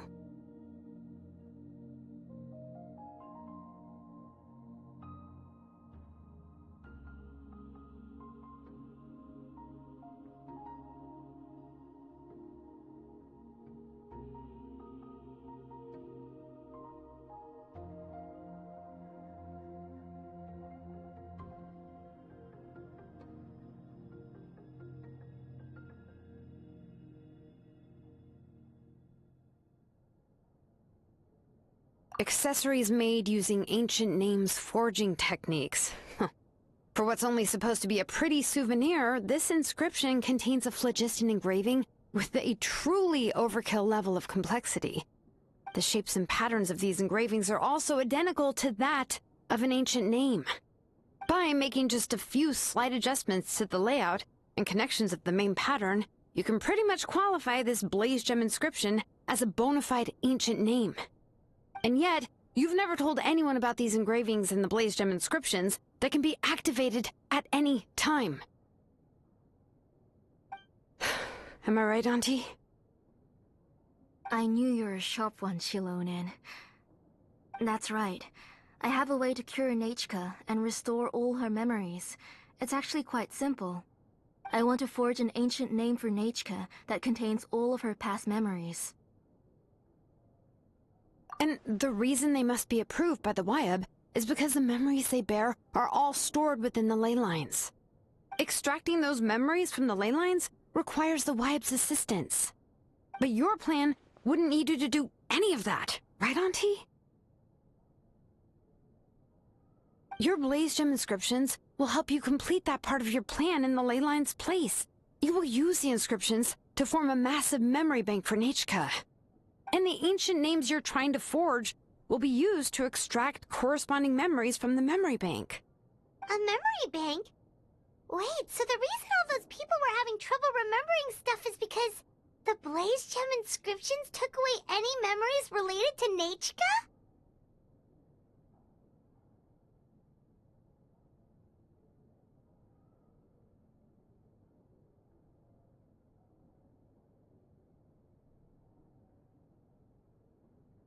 Using other people's memories of Nechka to reconstruct her past? This is the first time I've heard of such an idea. You've seen through my plans, Xilonen. You're as outstanding as ever. Far more brilliant than me. I intend to use this method to collate all the memories related to Nechka, and allow her to regain her past again. But wouldn't extracting memories like that hurt the person carrying the Blaze Gem inscription? Not at all. Every time a Blaze Gem inscription extracts memories, the process is under my precise control. That way, there's no chance of anyone in the tribe getting hurt. This is the central inscription that controls all the other Blaze Gem inscriptions, which will also soon serve as Nechka's ancient name. You made all of this yourself, plus Oli? Yes, it was lots and lots of work. It was truly exhausting. Or perhaps I've just grown old. You saw it yourself. I nearly fainted just from being in the sun. I could collapse tomorrow, or even in the next few moments. But Nechka's ancient name is still far from completion. I've solved the issue of storing memories, but I still don't know how to connect Nechka up to this central inscription. I've thought you just modify your own ancient name. I considered it, but this matter doesn't have anything to do with my ancient name. It's of no help to me, and I don't need its help now. You know the price to pay for making something like this. Yes, I do. But as long as I can get my Nechka back, I'm willing to do whatever it takes. Otherwise, Nechka won't have any chance of reclaiming her past once I'm dead and gone. She won't remember me, and she won't even remember why her name is Nechka. When that time comes, she'll be left to drift around the world all alone, unknowing of where she came from, or where she should go. She is my daughter, the one to whom I gave the Nechka name. Whether it be as her mother, or as a name engraver, I can't simply stand by and let her name disappear. Xilonen!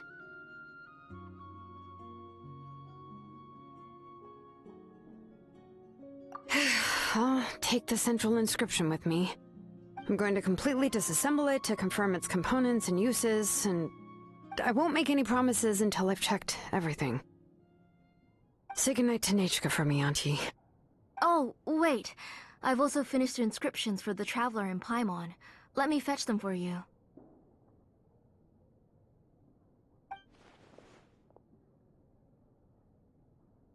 I'm sorry it took me so long to finish them. Hold on, Auntie. The Traveler and Paimon have never met Nechka before, so you can't draw any memories from them. That wasn't my intention. They're just ordinary gifts. Please, take them. Huh? What was that noise? Nechka must have woken up and wants to get out of bed on her own. Sorry, I'll go check on her first. Nechka, don't try to get out of bed. Just tell Mom if you need anything. You go ahead and take care of Nechka, Auntie. Let's go, Traveler and Paimon. There are a few things I want to tell you.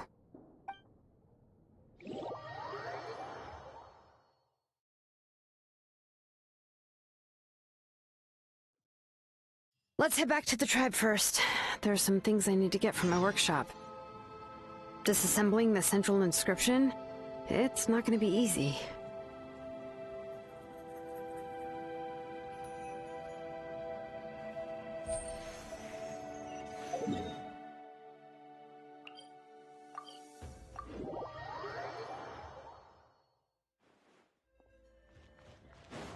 Okay.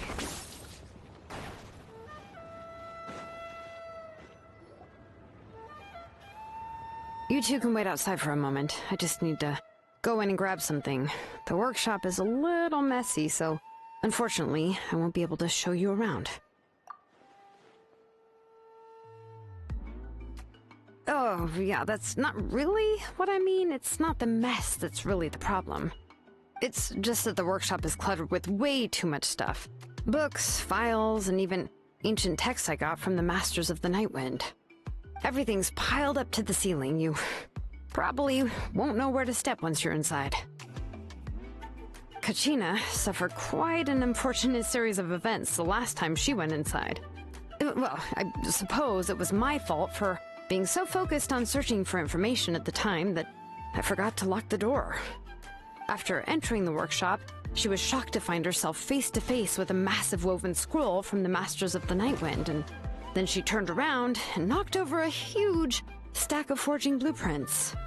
She tried to step out of the way, but tripped on a poster tube that was behind her, and then boom! The forging blueprints came crashing down right onto her head. Oh no!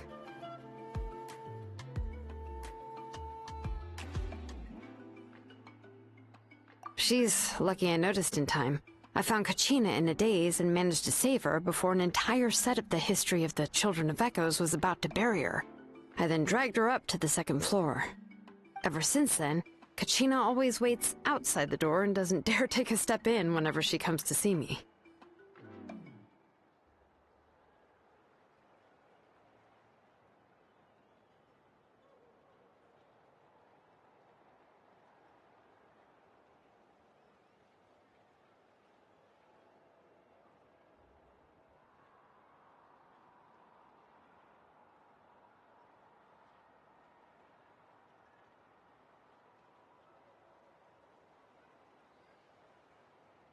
Yeah, you're an artisan and craftswoman after all.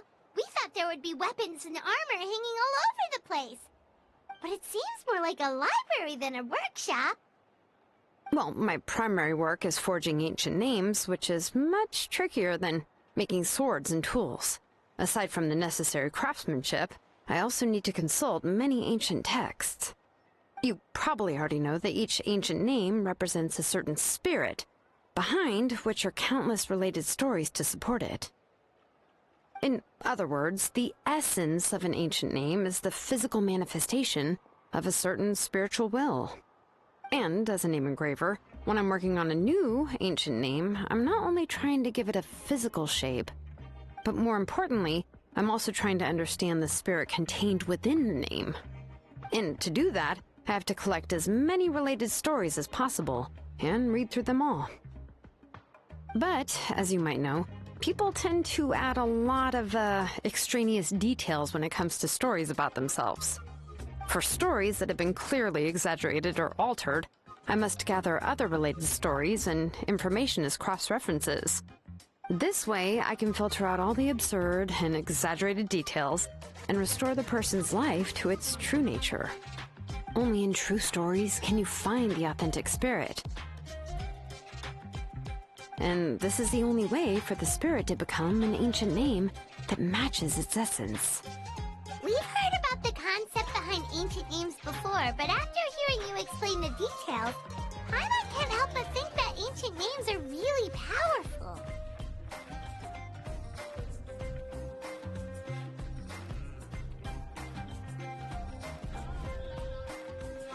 Well, no matter how powerful ancient names could be, they would never be able to suddenly turn into a blade or allow you to smash through an entire cliff in one punch. It's just a form of spiritual power that's passed down from generation to generation. It doesn't have those kinds of physically tangible effects. Well, take your own names, for example.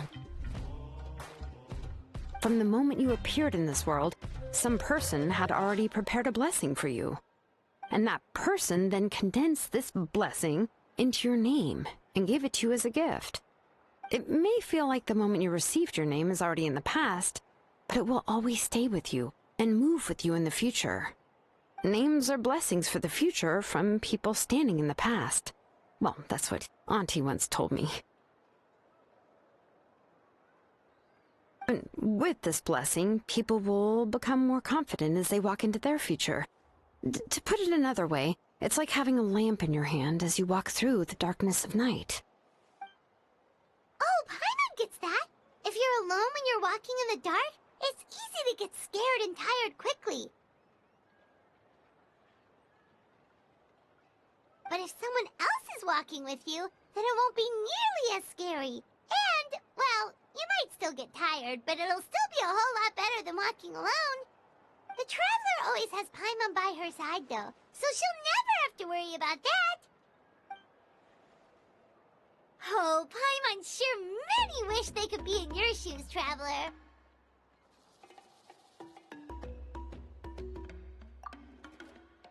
Paimon's always flying, of course it gets tiring. But we're getting off topic. We can talk about that later.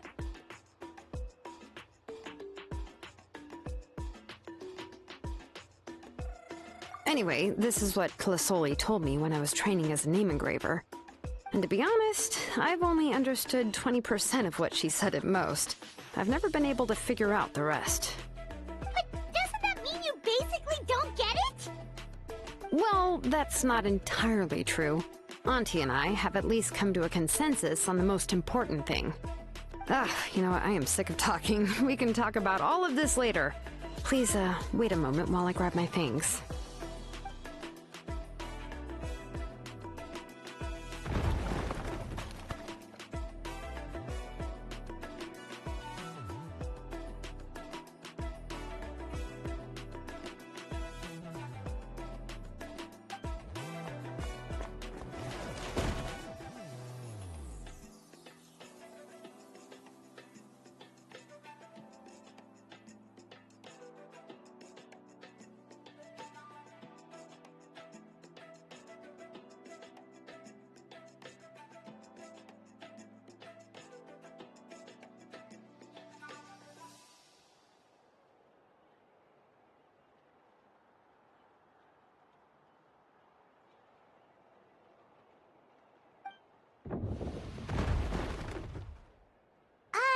Did you hear a whole section of something collapse in there just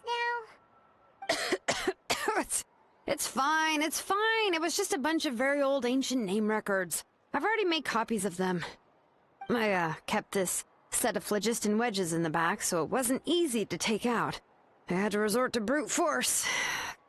Come on, let's go disassemble the central inscription. It shouldn't take long.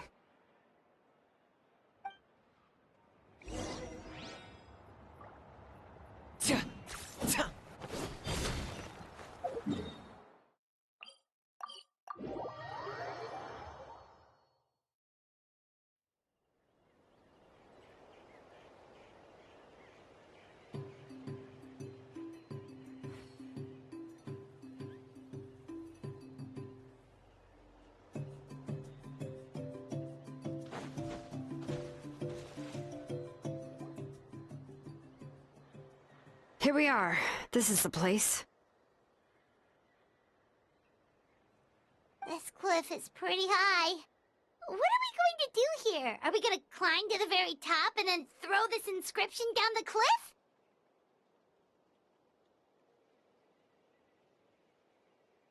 I'm going to use phlogiston to make an engraving circle on the cliff wall.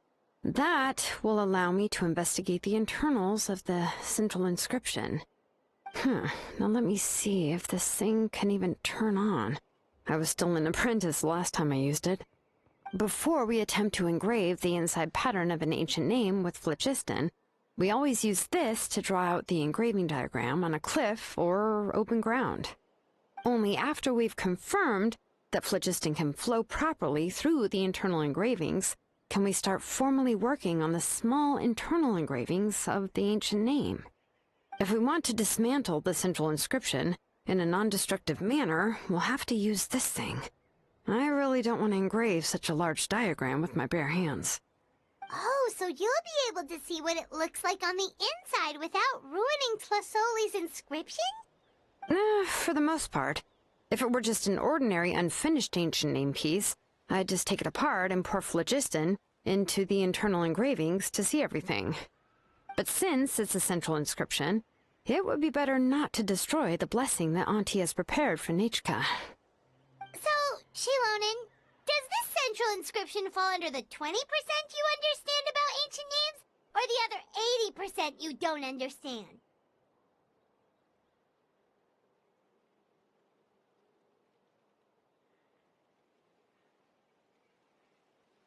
Oh, don't worry. As I said, Auntie and I share an understanding of the most important principle, which is names are intrinsically valuable.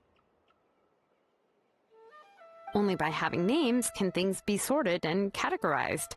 They allow the world to become more orderly and identifiable. For example, when I order ore, I would usually say I need volcanic crystals of about 35% purity and no more than 3% of impurities.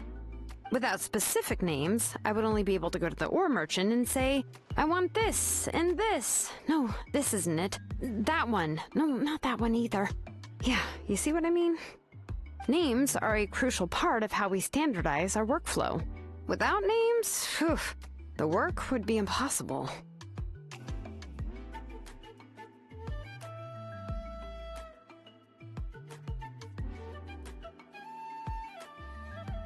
Yes, because forging ancient names is first and foremost a technical job. There's no debating that. As for the question of why it's important, as long as it does not affect your ability to perform your work, you'll gradually understand it as you put the process into practice.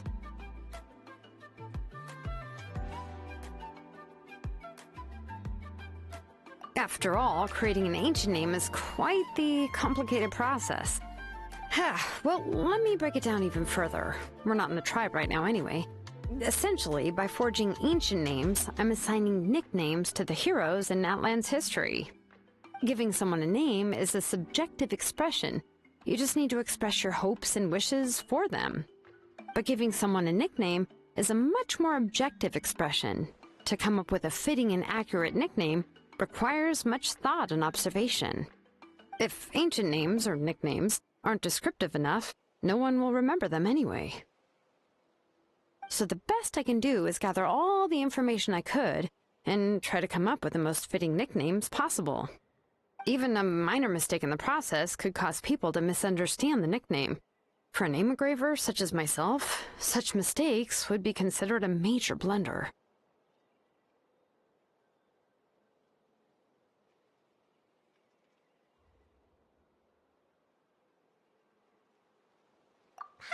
Trying to come up with a nickname for Xilonen. Besides, all of Paimon's nicknames have been very descriptive. Everyone can remember them. Phew. Now I'm curious. Why don't you, come up with one for me? Are you serious? Of course. This is also my line of work, you know. Go ahead. A nickname? Xilonen. Well, she uses phlogiston to forge weapons and make names for others.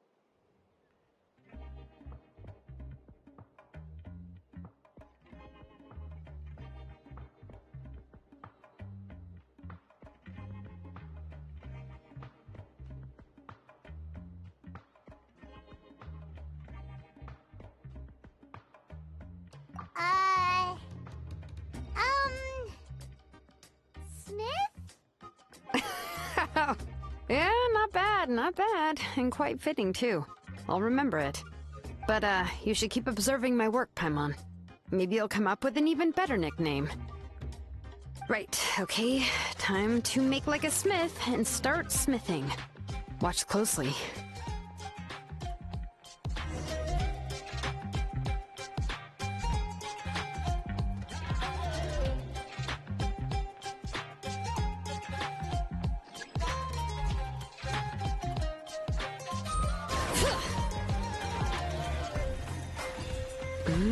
Adjust the inclination by 2 degrees.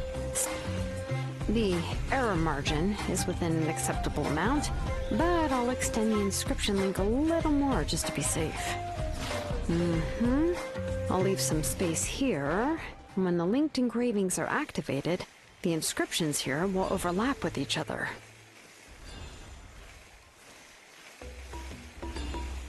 And there! That should complete the flow.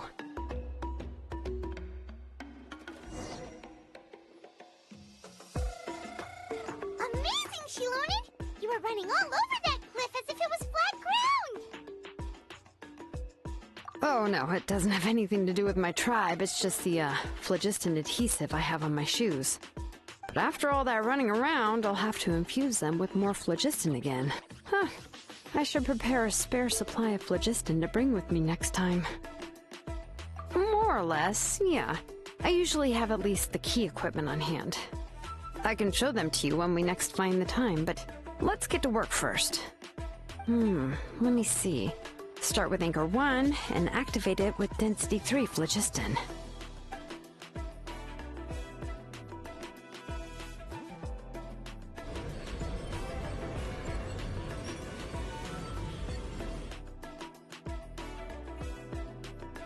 Whoa! A super huge diagram just appeared! Tlasoli's central inscription is even floating!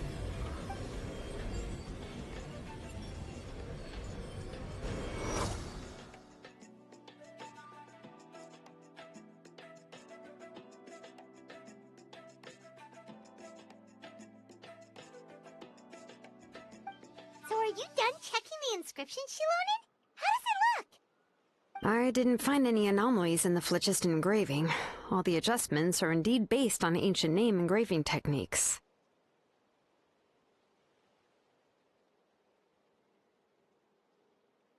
That means we can help Tlasoli and Nichka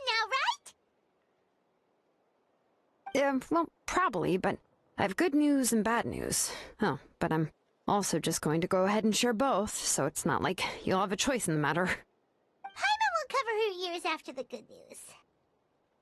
Well, even if you cover your ears, the issue will still continue to exist. But, before we get to that, I want to ask the Traveler a question. What are your thoughts on absorbing memories?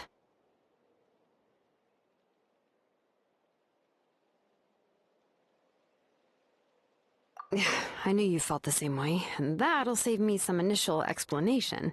I've never been very good at that anyway. It's, hard to control the absorption of memories. Technically speaking, this type of inscription has the power to do far more than absorb memories related to a single person. By herself, Auntie can't handle that level and scope of work, but if she has accomplices, it is completely possible for her to use this inscription to accomplish far bigger things. Accomplices? You make it sound like she's committing a crime!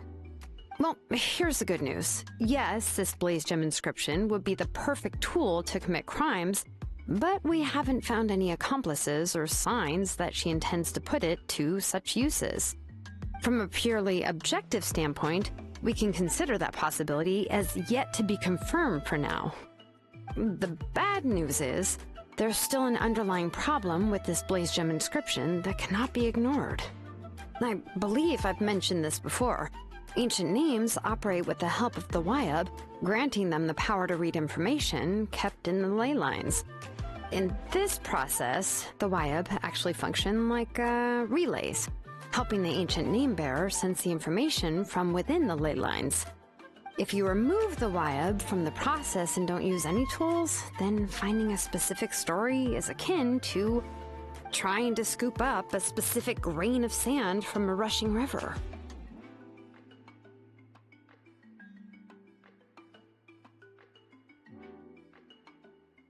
Yeah, exactly. Anyone who attempts to do so will likely lose most of their cognitive function or become a babbling madman who talks to themselves all day long. Now, let's consider the memories that Auntie has gathered as the ley line, and Nichka as the only ancient name-bearer of this ley line. There's no way Auntie would let Nichka plunge into the river of memories without any tools. she'd only be overwhelmed by the surge of memories. And considering that Nichka has forgotten all of her past, she'll be unable to work on her own to accurately find the correct past. Only Aunt Tlisoli can help her filter the correct memories of her past. So, if my hypothesis is correct, Auntie is actually planning on turning herself into Nichka's Wyab to help her extract the corresponding memories in the different situations she may face. In an ideal world, this would be perfectly fine. As long as every extracted memory is correct, Nichka would essentially be getting her past back. And I also believe that there won't be any mistakes in everything that Auntie remembers about Nichka. But Auntie is not a Wyab. Her body won't be able to handle the load for long. But how can we solve this problem? No matter how we try, Tlisoli will...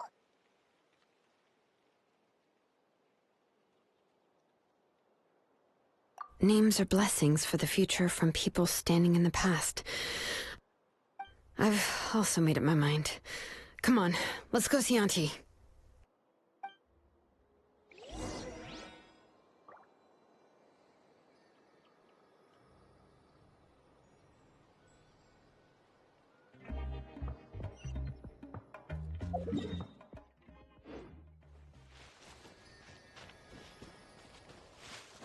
All right. Come on! Show me your courage!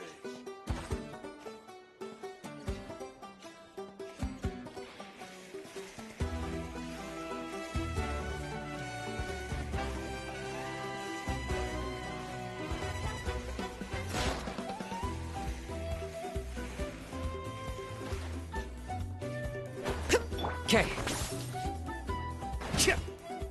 Yeah.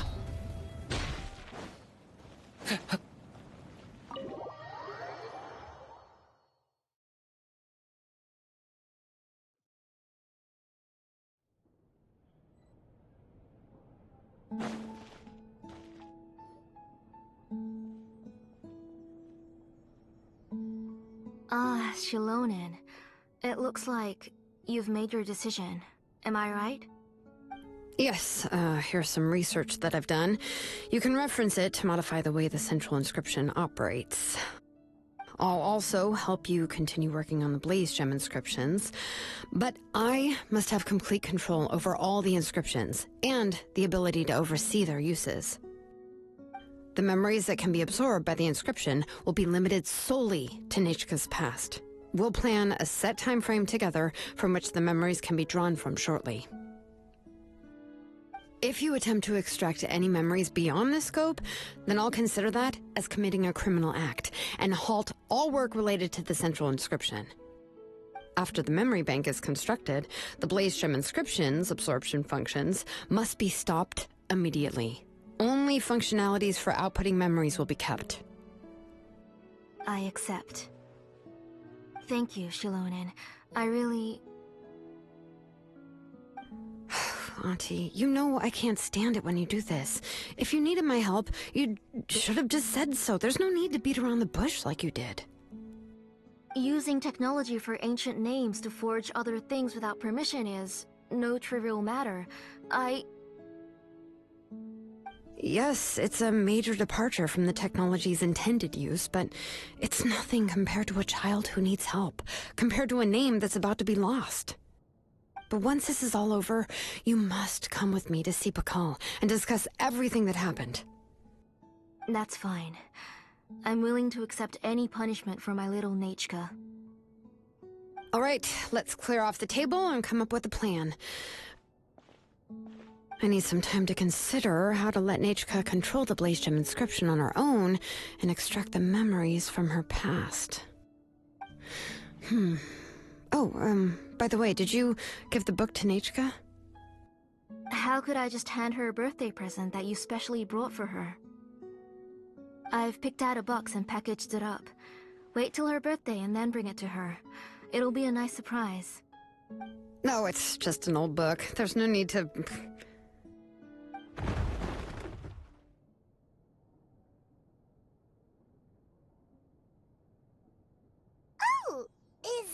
Nichka up again? But what was all that noise? It sounded like something broke.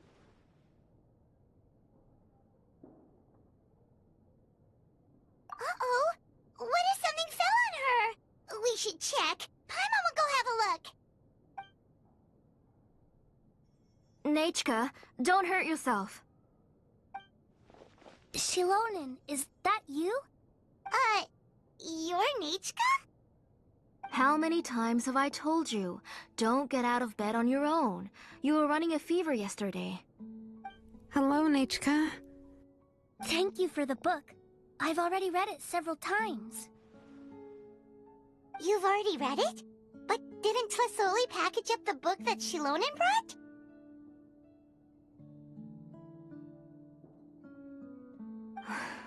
No, she's all mixed up. The one she read isn't from Xilonen. It's one I bought for her before. A few days ago, she told me she wanted a book. I know nothing about these kinds of books, so I had no choice but to go to the tribe and look for a copy. I eventually found one and bought it for her. I put it in her room once I got back. Soon after, she suddenly developed a fever. I was so busy taking care of her that I forgot about the book and even forgot that she had asked you for a gift. Auntie, do you know which version of the book you bought? Which version? The shopkeeper said it was the one with the perfect ending to the story. Apparently that's the only one you can find on the market now. Ugh, it's all my fault. You wasted your money and now it won't even be a surprise. Oh, it's all right. It's just a book. As long as Nichka enjoys it, that's what matters. Oh, right. Nichka probably doesn't know us. You're Paimon and Miss Traveler. Mom told me about you. Oh! Seems like everyone knows who we are now. Yeah, Nichka seems to be doing pretty well today. Since she's been stuck indoors for the last few days, why don't we take her out for a walk?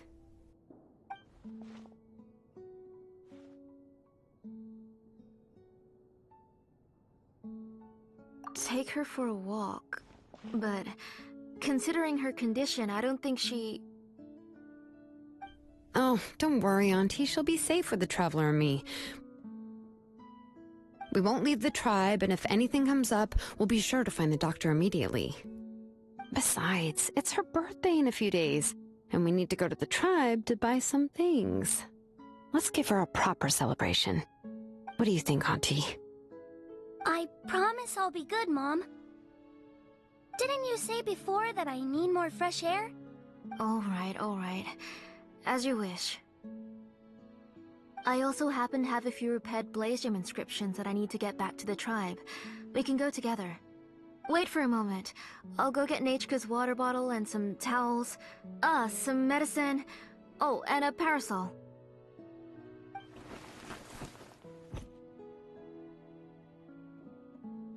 Talk about being prepared. It doesn't hurt to be prepared. Okay, let's go. Please be good now, Nichka. Don't cause any trouble for Xilonen and the others. Oh, you can let me carry these. And don't be a stranger, Nichka. Feel free to tell us anything. And even I was quite a handful for Auntie when I was little. Yeah! It's not often you get to go out to play, so just have fun. Everything will be fine.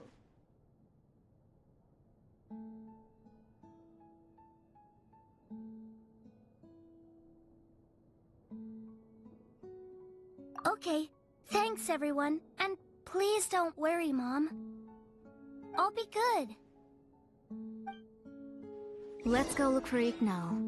I've had her Blaze Gem inscription for a while now, and I'll finally return it.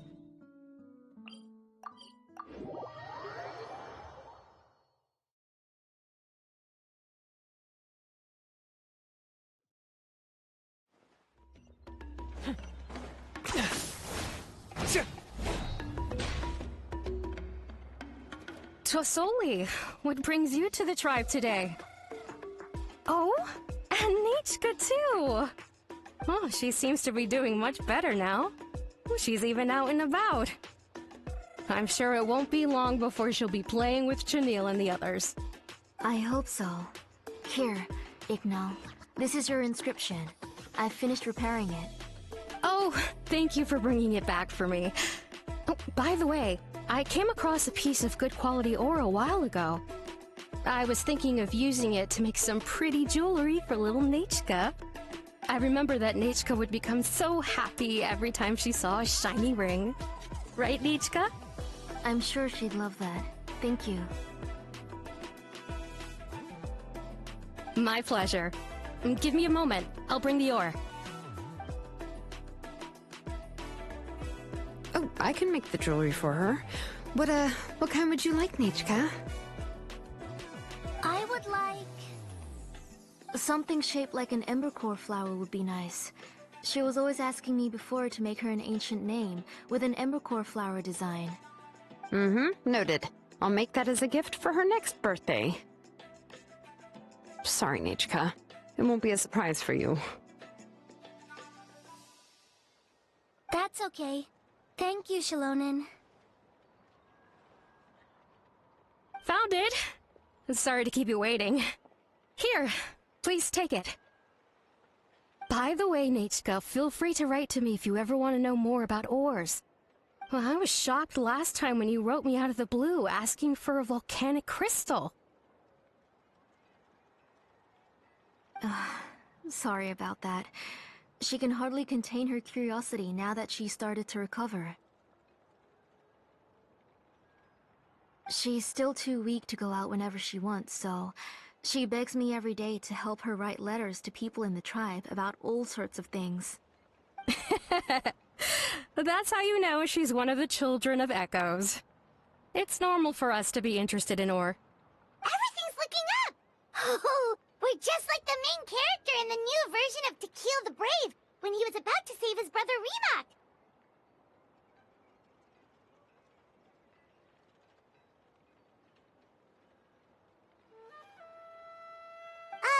According to the story, we should be right around... let Paimon see... To Kill prayed to the goddess of mountains and fire.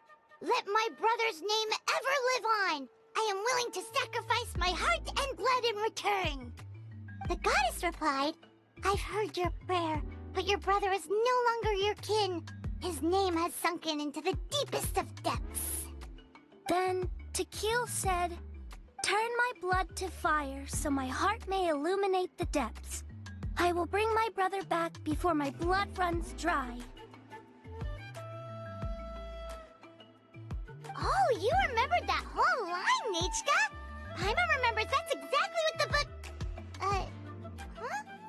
Wait, what did the book say? Paimon finished both books in one sitting. A lot of their content is nearly the same, so it's easy to get mixed up. But the ending in the older version is more interesting, even if it's hard for kids to, well, completely understand. Oh, wait! Nechka hasn't read the other ending. It's okay, just wait a bit and Paimon will read it out for you. That's not true. Actually, I already know the other ending. You already know the other ending? But didn't you only read the edition your mom got for you? Hey, what are you all chatting about so happily? Huh? Mom, Miss Traveler and I were just talking about the ending of that book. We were just talking about how the bad guy was defeated and everyone returned home safely. It's a really happy ending.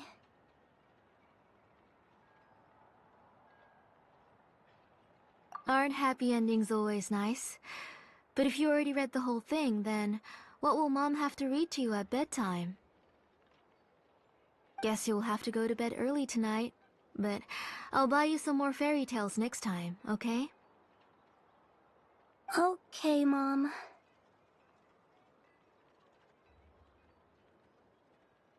It's pretty good quality. I'll be able to give Nechka a beautiful and durable piece of jewelry for her next birthday. But, you know, for now, let's focus on celebrating her upcoming birthday. Where are we headed to next, Auntie? Next, let's visit Apaish Palan. He should be close by. Stay close, Nichka. Don't go too far. Yes, Mom.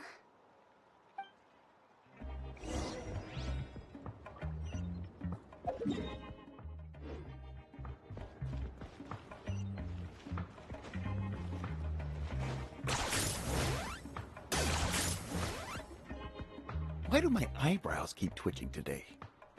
Strange. That means you're about to hit the jackpot, Xilonen. I didn't expect to have two name engravers coming in today. Welcome. What are you looking to buy, Tlazoli? I'll give you a discount like usual.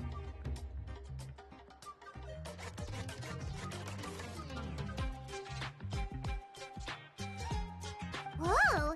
Offering a discount just like that? Tlasoli sure has connections.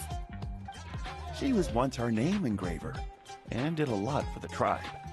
It's only fair that I offer her a discount. Thank you for your generosity. I've finished repairing your Regimen inscription. Here, have a look. Come on, Nichka, say thank you. Thank you, sir. Oh, so this is Nachka. Tlazoli has shown me some pictures before. It looks like you're doing much better now. How about this? Go ahead and pick anything you'd like from the store. Think of it as a gift from me. No, that's all right. Mom told me that you've already given a lot to our family. Oh, well, that was for your family. I've never given anything just for you. If you don't feel like it, you can also let your mom choose for you. Oh, no need to stand on ceremony, Auntie. Go ahead and pick something for Nachka. His drills and small clamps are good quality. The measurements of each part are exact, and they're always very durable. I always come here to buy things if I find myself in a pinch.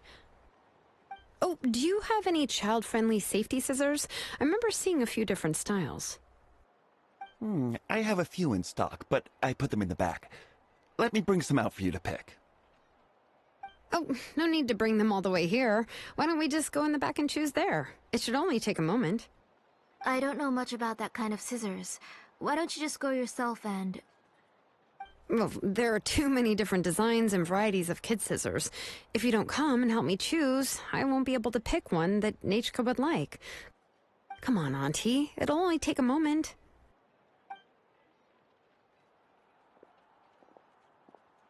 And there goes Xilonen dragging Tlasoli off to buy more stuff. Whew, what a busy day.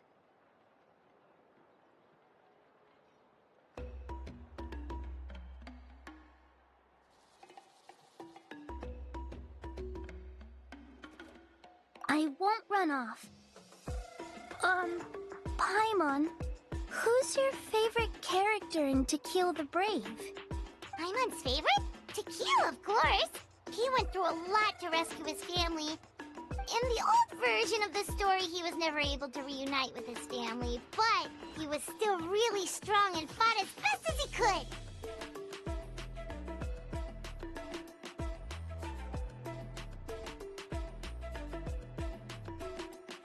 What about you, Nichka? Which character do you like? I like Remock. Oh, the one who was possessed by Quatlique, but never forgot his brother Tequil. He was also an amazing character.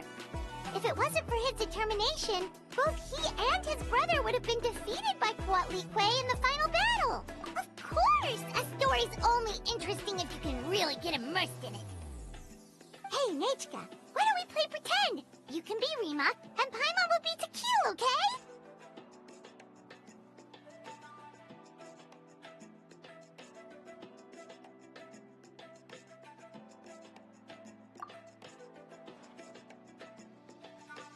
Miss Traveler, can I play the role of Quatlique? But isn't she the villain? In the old version, she even ate Remock and took on his appearance.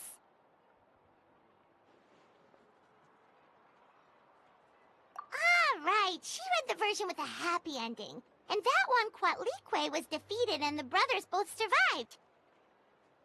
Well, it doesn't matter. Only the lines at the end were different. You can go on ahead and say your favorite lines, Nechka. Paimon's read both versions, so she'll be able to play along. My favorite line is the one from the end. It's... Come here, Nechka. Look at you. You're sweating. Mom! Let me wipe your forehead. Now, drink some water. This child. You forget everything as soon as you start playing. We've picked something out for Nechka. A Paishpalan will deliver it to Auntie's house once he's packaged it up. How was Nechka? Oh, we were just about to get to the exciting part.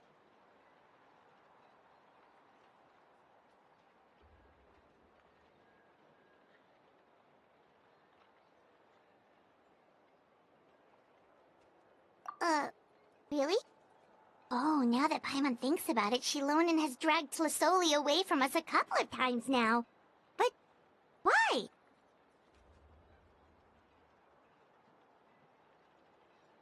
Let's talk later. Just trust me and act normal for now. Oh, we should head to our last stop, Auntie. It's real hot today, and we shouldn't let Nechka be in the heat for too long. Right.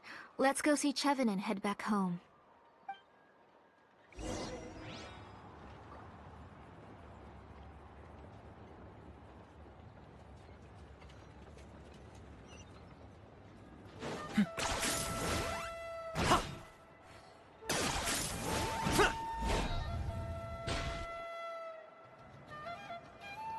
I finished repairing your Blaze Gem inscription, Chevin. I've also reinforced it so it shouldn't fall apart so easily now.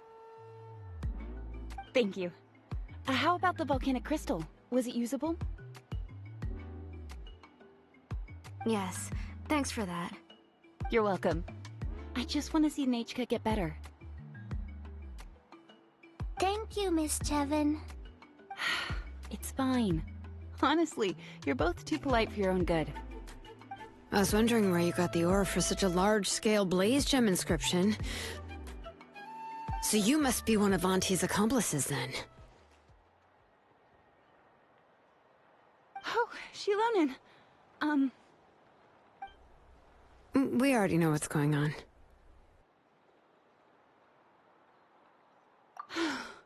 You had me worried there. I thought we'd been found out. We'd be in real trouble if Bakal ever got wind of it. To be honest, I won't be able to cover it up for much longer. I've been traveling away from home every few days, and the ore reserves have noticeably decreased. The last time Bakal came and asked me about it, I could only say that I'd been using up a lot of ore to research new styles of jewelry. As for why I had been leaving so often, I said that I had found a new ore vein and wanted to extract some new gems from it. Sorry. I've been talking my head off. Please, come in and have a seat.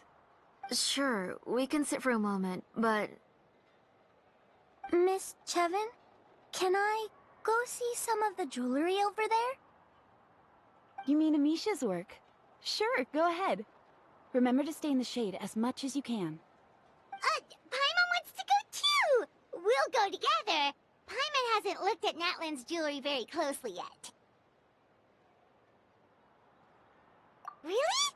Then Paimon's gonna take a good look at what they have!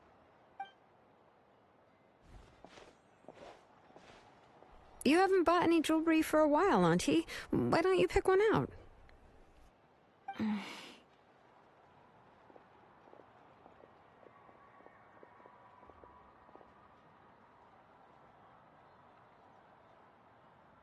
on, Nichka! We don't know anything about Natlan's jewelry, so you can help us pick something out! Miss Traveler, Come here, Nechka. Huh? Sorry, Chevin and Xilonen, but it's already getting late. We should be heading back now. It'll be Nechka's birthday in a few days, and there's still a lot for us to do before then. No problem. I'll be sure to bring her some beautiful jewelry to celebrate. Mom,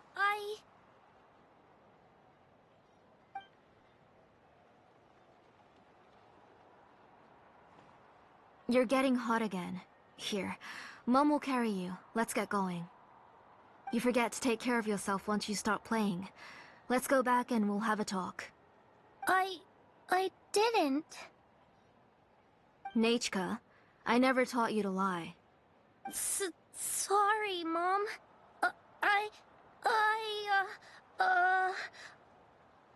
Nichka's looking at us. My mom feels like something's not right. What should we do?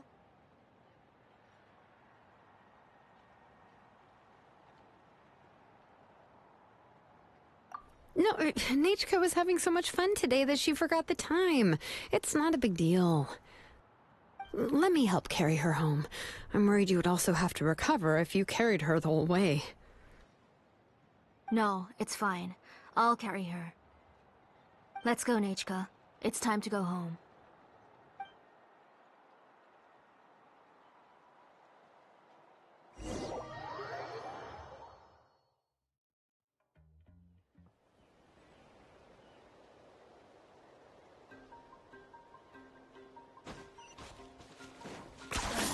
You really are a one-trick...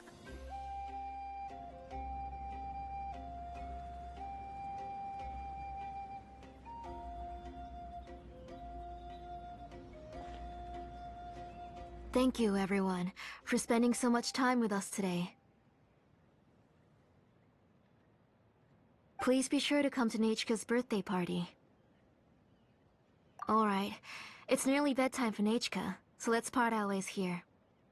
Oh, Auntie, remember to give her the book, that copy of To Kill the Brave I brought. I went to a lot of trouble to find it. I understand. Really, do you think I'd let your efforts go to waste? It's very special to receive a book from you.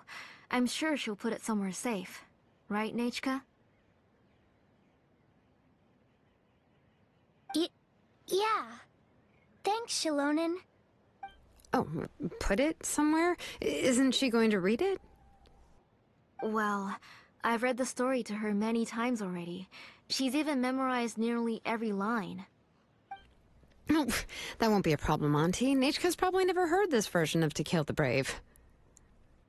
Oh. What's different about this version? The majority is about the same, but the ending is different from the one that you bought her. The one I gave her is the unedited version that was originally published. It was released long before Nachka fell ill. Oh, but I remember you were never very interested in fairy tales, Xilonen. Huh. Well, I was just thinking that if what you said about Nachka's illness is true, she shouldn't be able to remember anything about her past before her illness. So, the ending to the original version of To Kill the Brave is also part of the past that she should have forgotten. In other words, if she hasn't recently read the old version of the story, then she shouldn't possibly know the ending, right? I don't understand. Why are you so concerned about the ending of this book? Even if she does remember the ending, what does that prove? Maybe she snuck out somewhere when I wasn't watching and read the first edition of the story. Oh, okay, that is a possibility. After all, she does remember things that have happened recently. In which case, yeah, let's go ask around the tribe and see if anyone remembers Nachka reading the book. There are only a few shops in the tribe that sell books, or we can just ask Nachka where she'd read it. The booksellers all have inscriptions, so there's a chance that their memories... So, you admit that the inscriptions can affect the tribe's current memories? I was very clear that I would consider that a crime and would stop all work on it. There must be a few more books at home. I do not wish to see your blood be reduced to ash, but I have seen the light of your heart and spirit. I beg your pardon? Nachka, where did you read that book? Answer me! Go home, Nachka.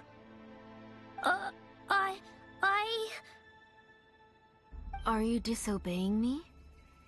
You're the one who wrote me the letter, Nachka. You're the one who wanted the book. Only you can speak for yourself. We're listening, Nachka. Right here, right now. Remember my name, brother. As long as you remember me, I will never have left. Silence. That's the line from the old ending. Nichika remembers it! I know everything. Xilonen, help me, please! Something's blocking the door! Get back! Xilonen, wait for us! The tunnel is blocked. We can't go in.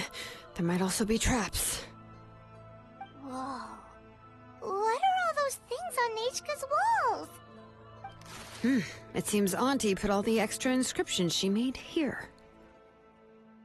If she's trying to finish that ancient name, there's only one place she could go. Come on, follow me.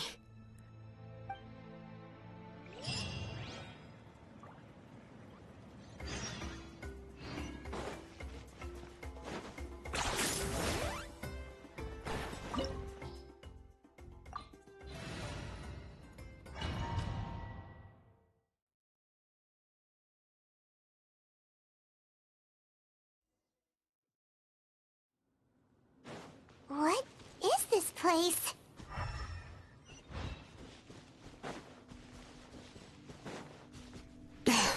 Auntie's workshop. It was supposedly closed after she stepped down from her position in the tribe. But it appears that we've all been deceived. Why are there people up ahead? If you're up to shady business, you have to hire shady people to help you. Let's go, don't hesitate! Out of the way or get blown away! That was quick.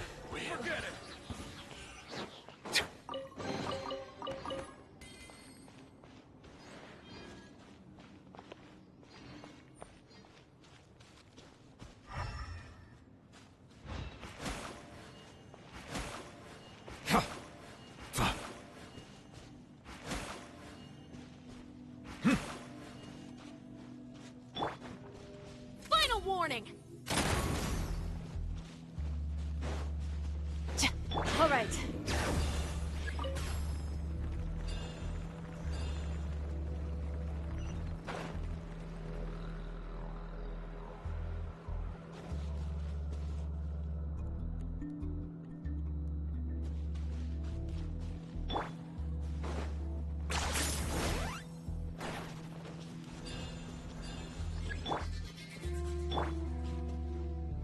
All right.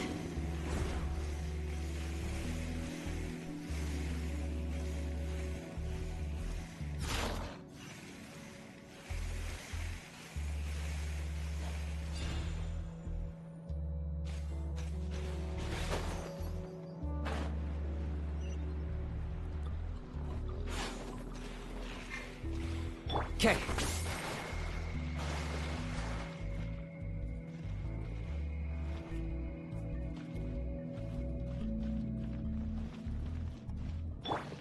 Bring it!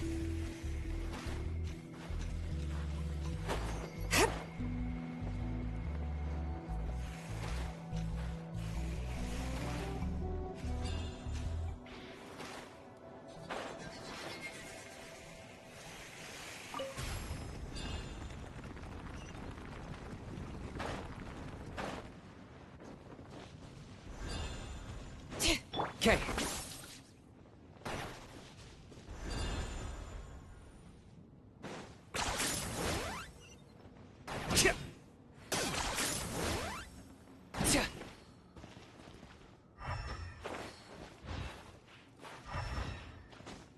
Is this really necessary?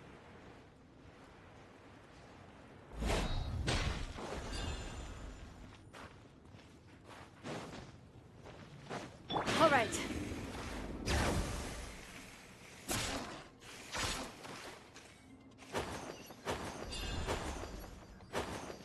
Come on! Show me your Bow your head. All right.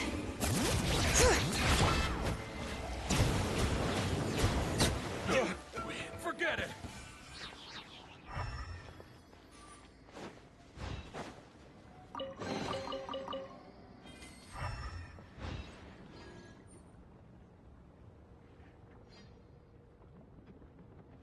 Okay.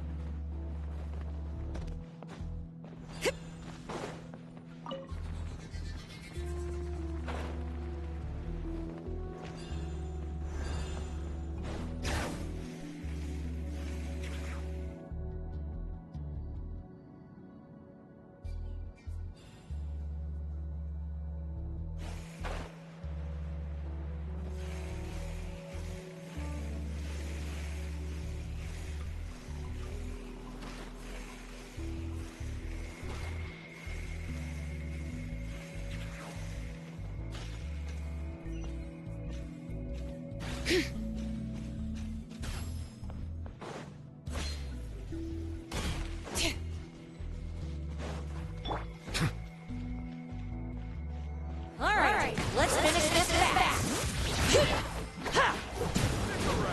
That was quick. That was quick.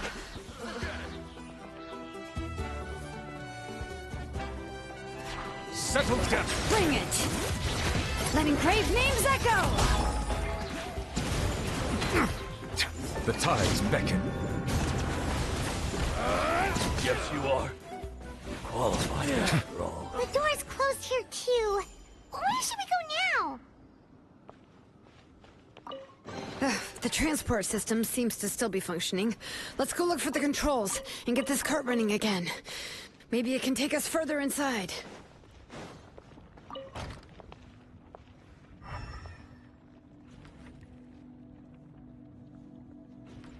All right, let's keep going.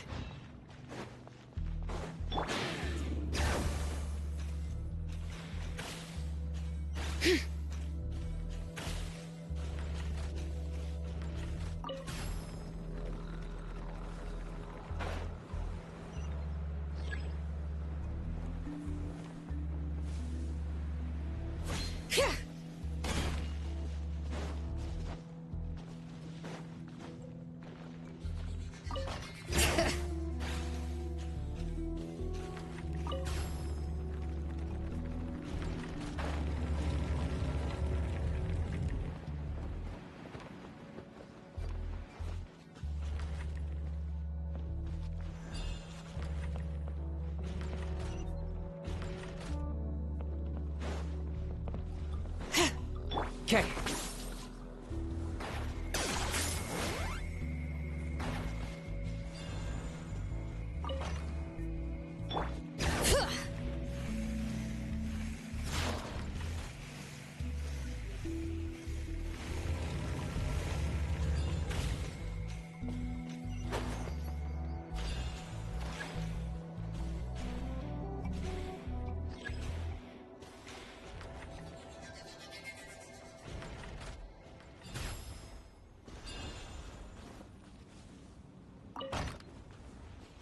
Okay.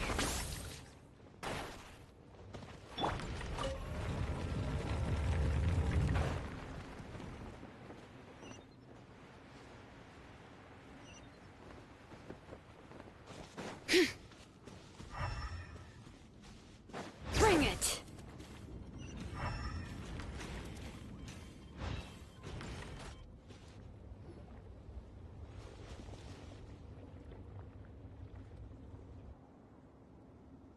You got here quick.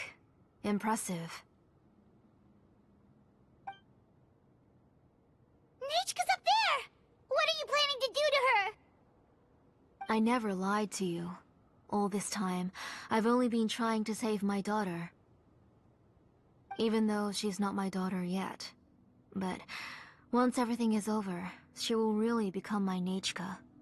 What is she saying? Is she not Nechka?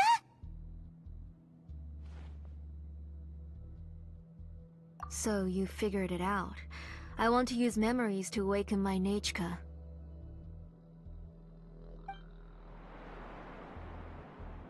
She has stayed in the Night Kingdom for far too long. She's afraid of the dark and cold.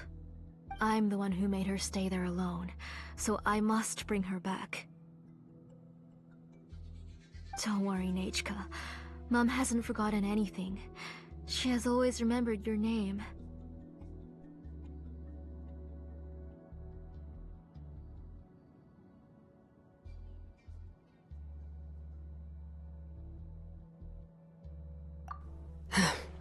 I'm afraid so. Then, who's that girl lying up there? She's a child from my tribe. Her parents were killed in the same abyss attack. But wouldn't you know it, her birthday is the same as that of my Nechka. I raised her and took care of her for many years. I thought that taking her in would help me feel better. I was so happy the first time she was willing to call me Mom.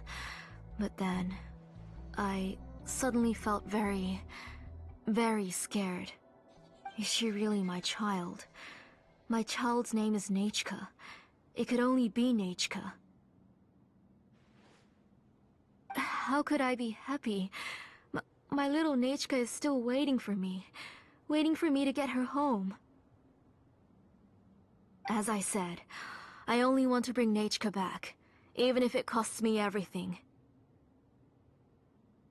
And now, the time has come for me to pay.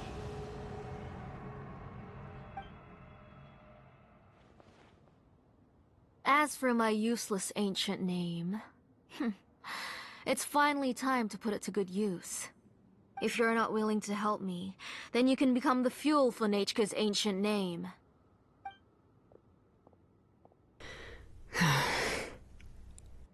Xilonen, you have yet to make a move. I take it you're examining the inscriptions around you. It's no use. I've already set up the blaze gem inscriptions, and the engraving diagram has already begun to run. It's all thanks to your ideas. Now, the central inscription will finally become Nechka's ancient name. After Nechka returns, I'll make sure to invite you to her birthday party.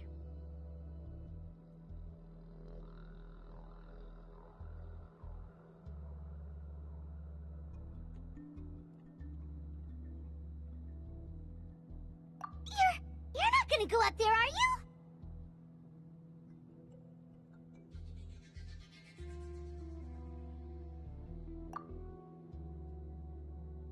There's a flaw in this engraving diagram. The weak point is almost about to activate. So on my mark. Don't worry, Nechka. Don't worry. Mom is here. 3. Mom will always be with you. I'll never forget you. 2. Wake up, Nechka. Now. Please, wake up. 1!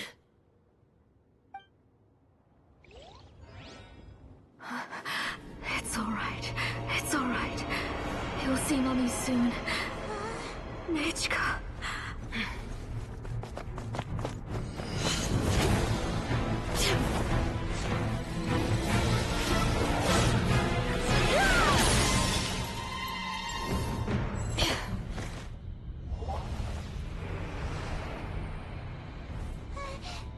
Keep back! Those are distorted thoughts. In the mists, are the thoughts' twisted cries. If you become tainted by them, they will control you, and you'll never be free again. Where are you? I don't want medicine. It hurts. It hurts. Why am I alone? Nechka, why? No more medicine. Will you stay with me forever? Please never leave me again.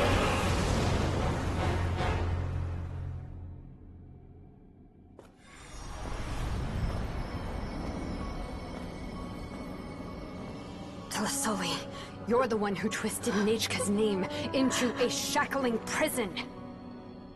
It's time for you to hear her true voice. Stone engraved and echoing peaks. Converge, disperse.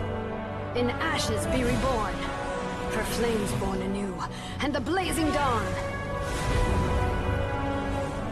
Mommy will be with you. Nechka. Always. And forever. Mommy, I've always been with you. And now you're finally listening to me.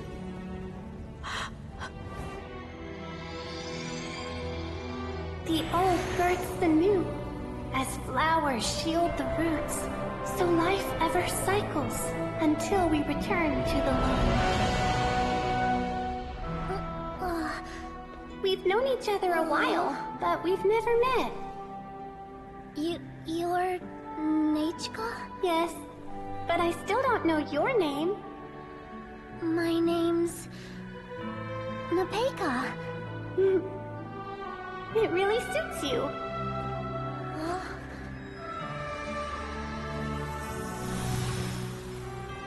Nepeka,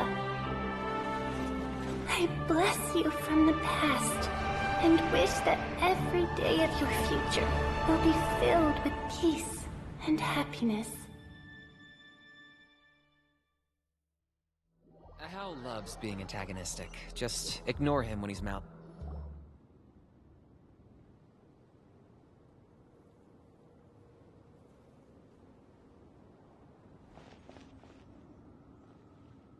I saw Nechka and was speaking with her, but now, where did she go?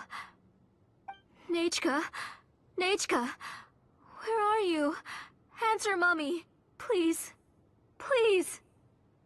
Xilonen, you saw her too, didn't you? You saw my little Nechka. I felt her hands and hugged her. I was right. I was right. Those gray shadows were just a minor mistake. I just need to restart the ritual again. Alright, I'll start it again and Nechka will... Have you still not come to your senses, Auntie? What senses? I was not wrong. Nothing about what happened was wrong. She's just a little upset and was trying to ignore me. That child sure knows how to throw a tantrum. But I understand. I can accept that. Enough, Tlasoli! The person you summoned with the Blaze Gem inscription wasn't the real Nechka at all. You collected memories of Nechka from countless people, but you forgot one thing. Among what you gathered were not only real memories, but also countless emotions. Didn't you realize what kind of emotions people would feel upon seeing Nechka's condition? When people held a dying child's hand, when they felt her faint breath and saw the helplessness in her eyes, when they sensed her body growing colder and colder, what could they feel but abject pain and sorrow? I took those emotions. You absorbed those emotions into the Blaze Gem inscriptions and solidified them as a piece of her past. Those gray figures were projections of that past. They could only reproduce the appearance of Nechka in her sickly state. What the real Nechka wished to say was drowned out by those twisted and painful thoughts. I didn't want things to turn out like this. All I wanted was to remember Nechka. To see her again. Nechka has always been with you, Auntie.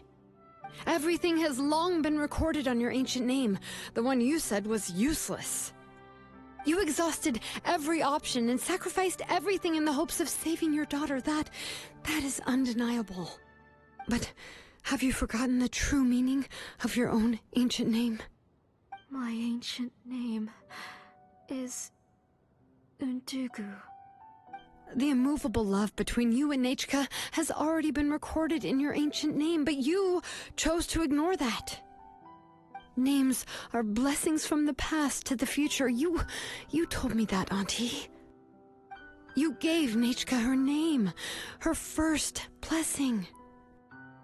But now, you've turned her name into a prison by taking an innocent child captive, and you've imprisoned yourself.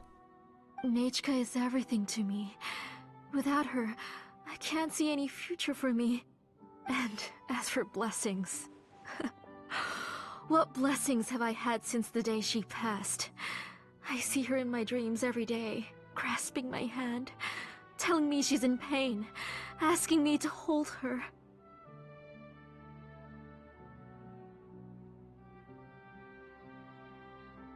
But I can't say anything. I can't grasp her hand. All I can do is shout her name over and over again until I wake up. Every day, every single day, I've hated myself, and ancient names too. Who knows? Maybe hate would have been the only thing left to her too. You think Nichka would have come to hate you?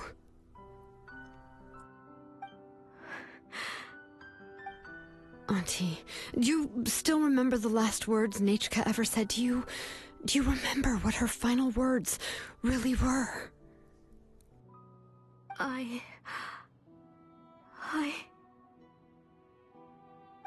The reason you haven't felt blessed is because you've forgotten the true past. Auntie, you've been wallowing in memories of your imagination and refused to let go of them. A name without a past is nothing but a withered tree with no roots, rotting without a future. It's over, Auntie. It's all over now. Slowly now. Why don't you stay lying down? Oh, on second thought, this might not be the best place to rest. Xilonen, Nichka, Napecha can already stand now, so we made our way over.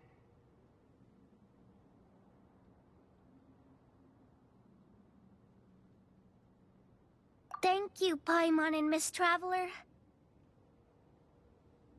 I'm fine, really. The real Nichka helped me just now, so it doesn't hurt much anymore. That's good. If you became Nichka, then this story would really become the To Kill the Brave. This isn't the place to chat. Come on, let's get out of here. But what about Tlasoli? Oh, don't worry. She won't be able to cause any more trouble now.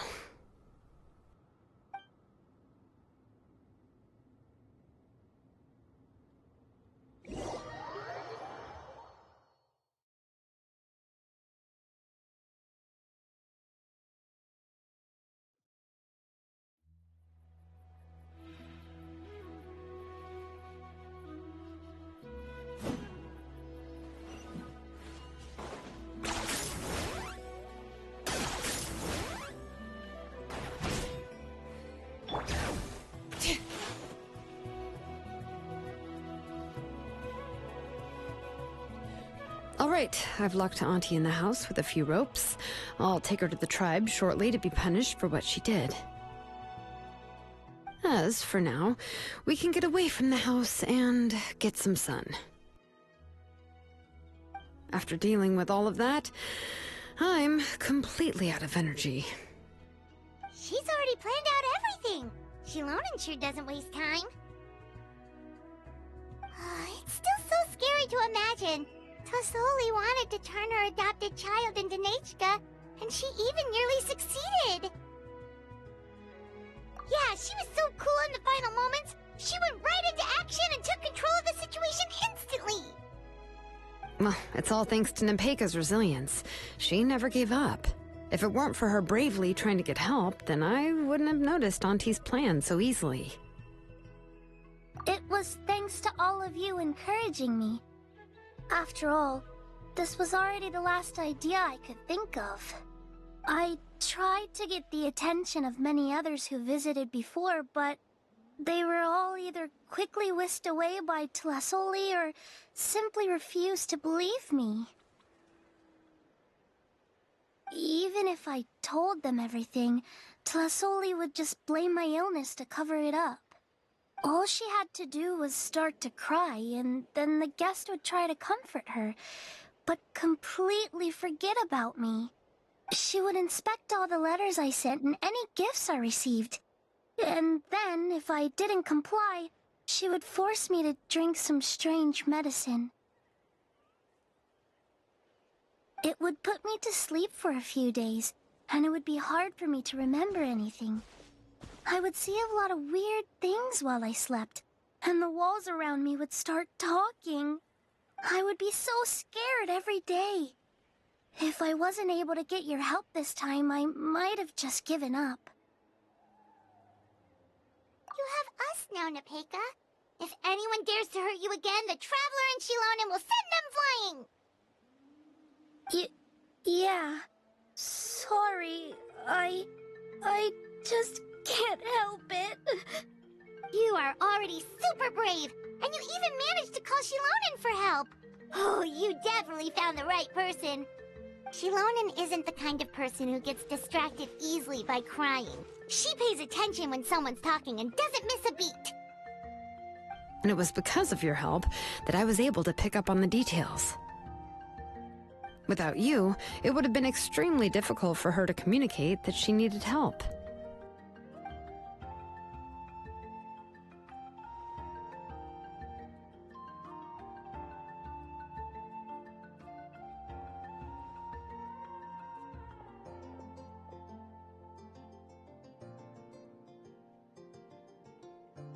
Tlisoli would certainly be more on guard if I tried to speak with her, and would probably have just kept Nepeka locked up in a room again. So we had a part to play too! But where did Tlisoli even get the confidence to try this scheme? When Nechka was alive, surely many tribe members would have tried to help her. Was she not scared that someone would realize that Nepeka wasn't Nechka?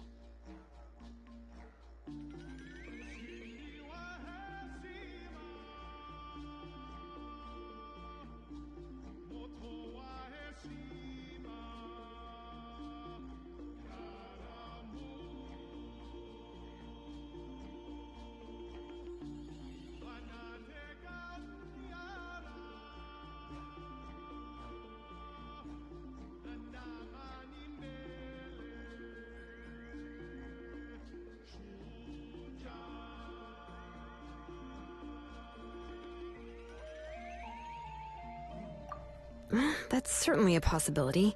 The inscription she created would not only collect information related to Nechka's past, but also actively erase people's memories of Nechka. It's similar to graffiti. If you want to paint something new on a wall that has been painted before, then first you must remove the old painting. It's possible that I was also one of her targets, which would explain why she was so willing to let me have the central inscription. Whoa, and you still took it? If it were Paimon, she would have thrown that thing away the first chance she had! Well, you can't uncover the truth without taking some risks, right? If I hadn't disassembled the inscription myself, I would have never realized her actual motives. So you suspected her from the very beginning? Oh, no, she's my auntie after all. How could I have seen her as a villain from the start? The most I did was keep the possibility and a corresponding plan in mind, and it was just our luck that the worst-case scenario actually happened.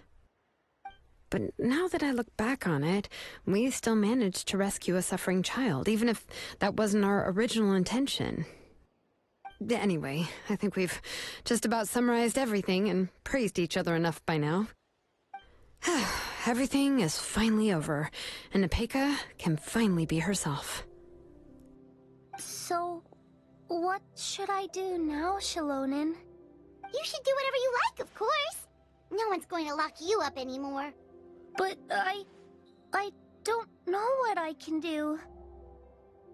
Everything I know is about Nechka. What she liked to eat, which flowers she enjoyed, how she acted and spoke.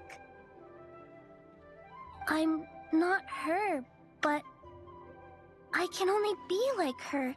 I don't know, Xilonen. I just don't know. Oh, don't worry, Nepeka. The Blaze Gem inscription isn't working anymore. No one will force you to be somebody else again. But I no longer remember anything about myself now besides my name. What if I never remember my life and lose all of my past? I'm scared, Xilonen. What should I do? Oh, don't cry, Nepeka.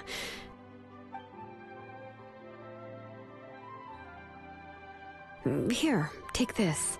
I took some ore from Tolosoli's collection and made this as a mold. A Blaze Gem inscription! You can make them too? Oh, of course not. It's just a pretty piece of stone.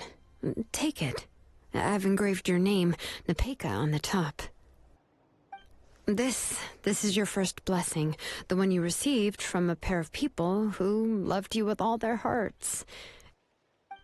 It has always protected you and stood over you.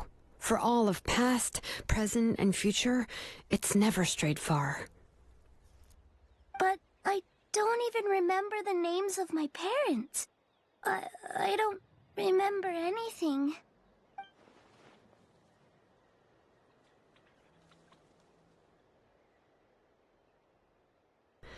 Huh. I won't make any big promises and say everything will return to normal. I'm not sure what kind of future you will face. I can only promise that no matter what the future holds, your name will never fade. This is a blessing given to you by a name engraver. You'll continue to grow and mature as a sapling sprouts upward and becomes a healthy tree, or as birds spread their wings to fly high into the sky. Your name is your starting point, as well as your guide. Remember your name and everything you've experienced, and you'll know how to step into your future. I'll do my best. You can do it, Nepeka! Thank you all. Xilonen, Paimon, and Miss Traveler. If you really can't come up with what to do, don't worry. Just relax and take it easy. We're from the same tribe after all. If nothing else works, I can always go to the elders and look up your history. And until then, you can stay at my workshop. I can handle another mouth to feed.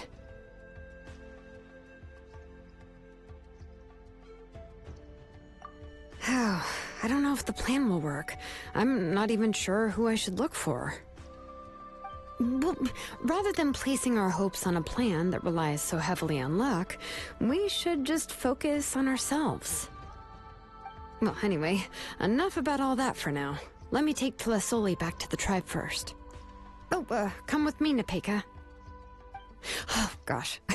I nearly forgot that we haven't even had dinner yet. What would you like to eat? Huh? Oh, anything. I'm not picky. Oh, good. Let's go. We have a lot of work to do. We have a very busy future ahead of us. Oh, and, one more thing. Happy birthday, Nepeka.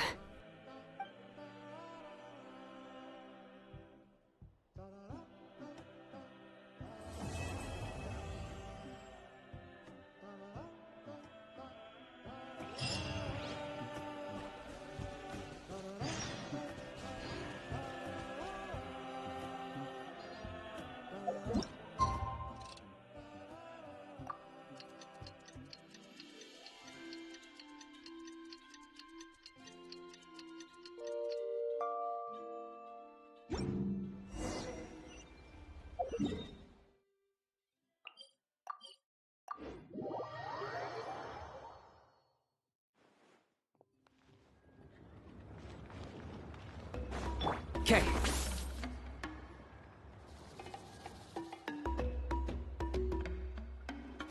Oh, you're here. Everything's been taken care of now. I was just about to go have a rest. Well, the tribe is still discussing that. I mean, not many have ever used ancient names to commit a crime. Pakal will have a lot on his plate. What I do know is that Tlasoli's workshop will be closed permanently, and any remaining incomplete Blaze Gem inscriptions will be completely destroyed. And as for the completed Blaze Gem inscriptions, I'll be handling them, which, whew, yeah, yet another hassle to deal with. Anyway, at least her ancient name is fine, otherwise we'd have a real mess on our hands. Oh, and speaking of ancient names, I actually have some good news. The memories that were absorbed by the Blaze Gem inscriptions can be restored to their owners. Now, once all the Blaze Gem inscriptions stop working, the memories will return to their respective owners. Yeah, that's right. Huh. Wait, now that I think about it, in her attempt to get Nechka to come back, Auntie made the entire tribe forget about her. Now, Nechka really is gone, but everyone is about to remember her. Phew, what a bizarre turn of events. She's resting in my workshop. I contacted others from the tribe and told them about my plan to conduct an official investigation into her history. The tribe hasn't responded yet, so I'm planning to take her in for now and teach her some crafting skills. But that's for another time. For now, she should just rest and sleep. After all, she's got a busy future ahead of her.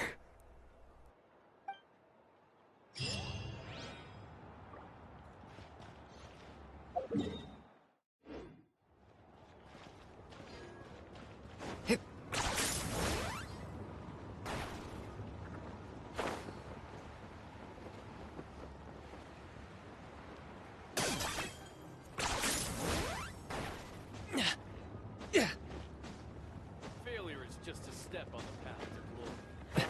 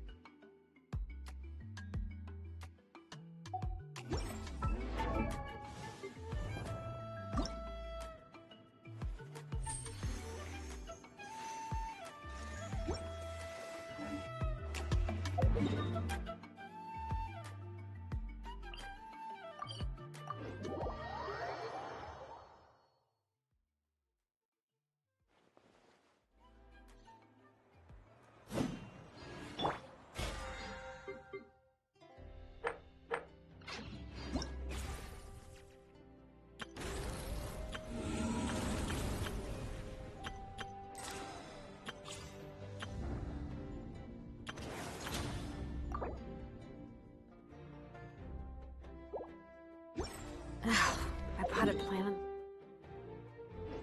Porch just died again. I was watering it every day. Ugh,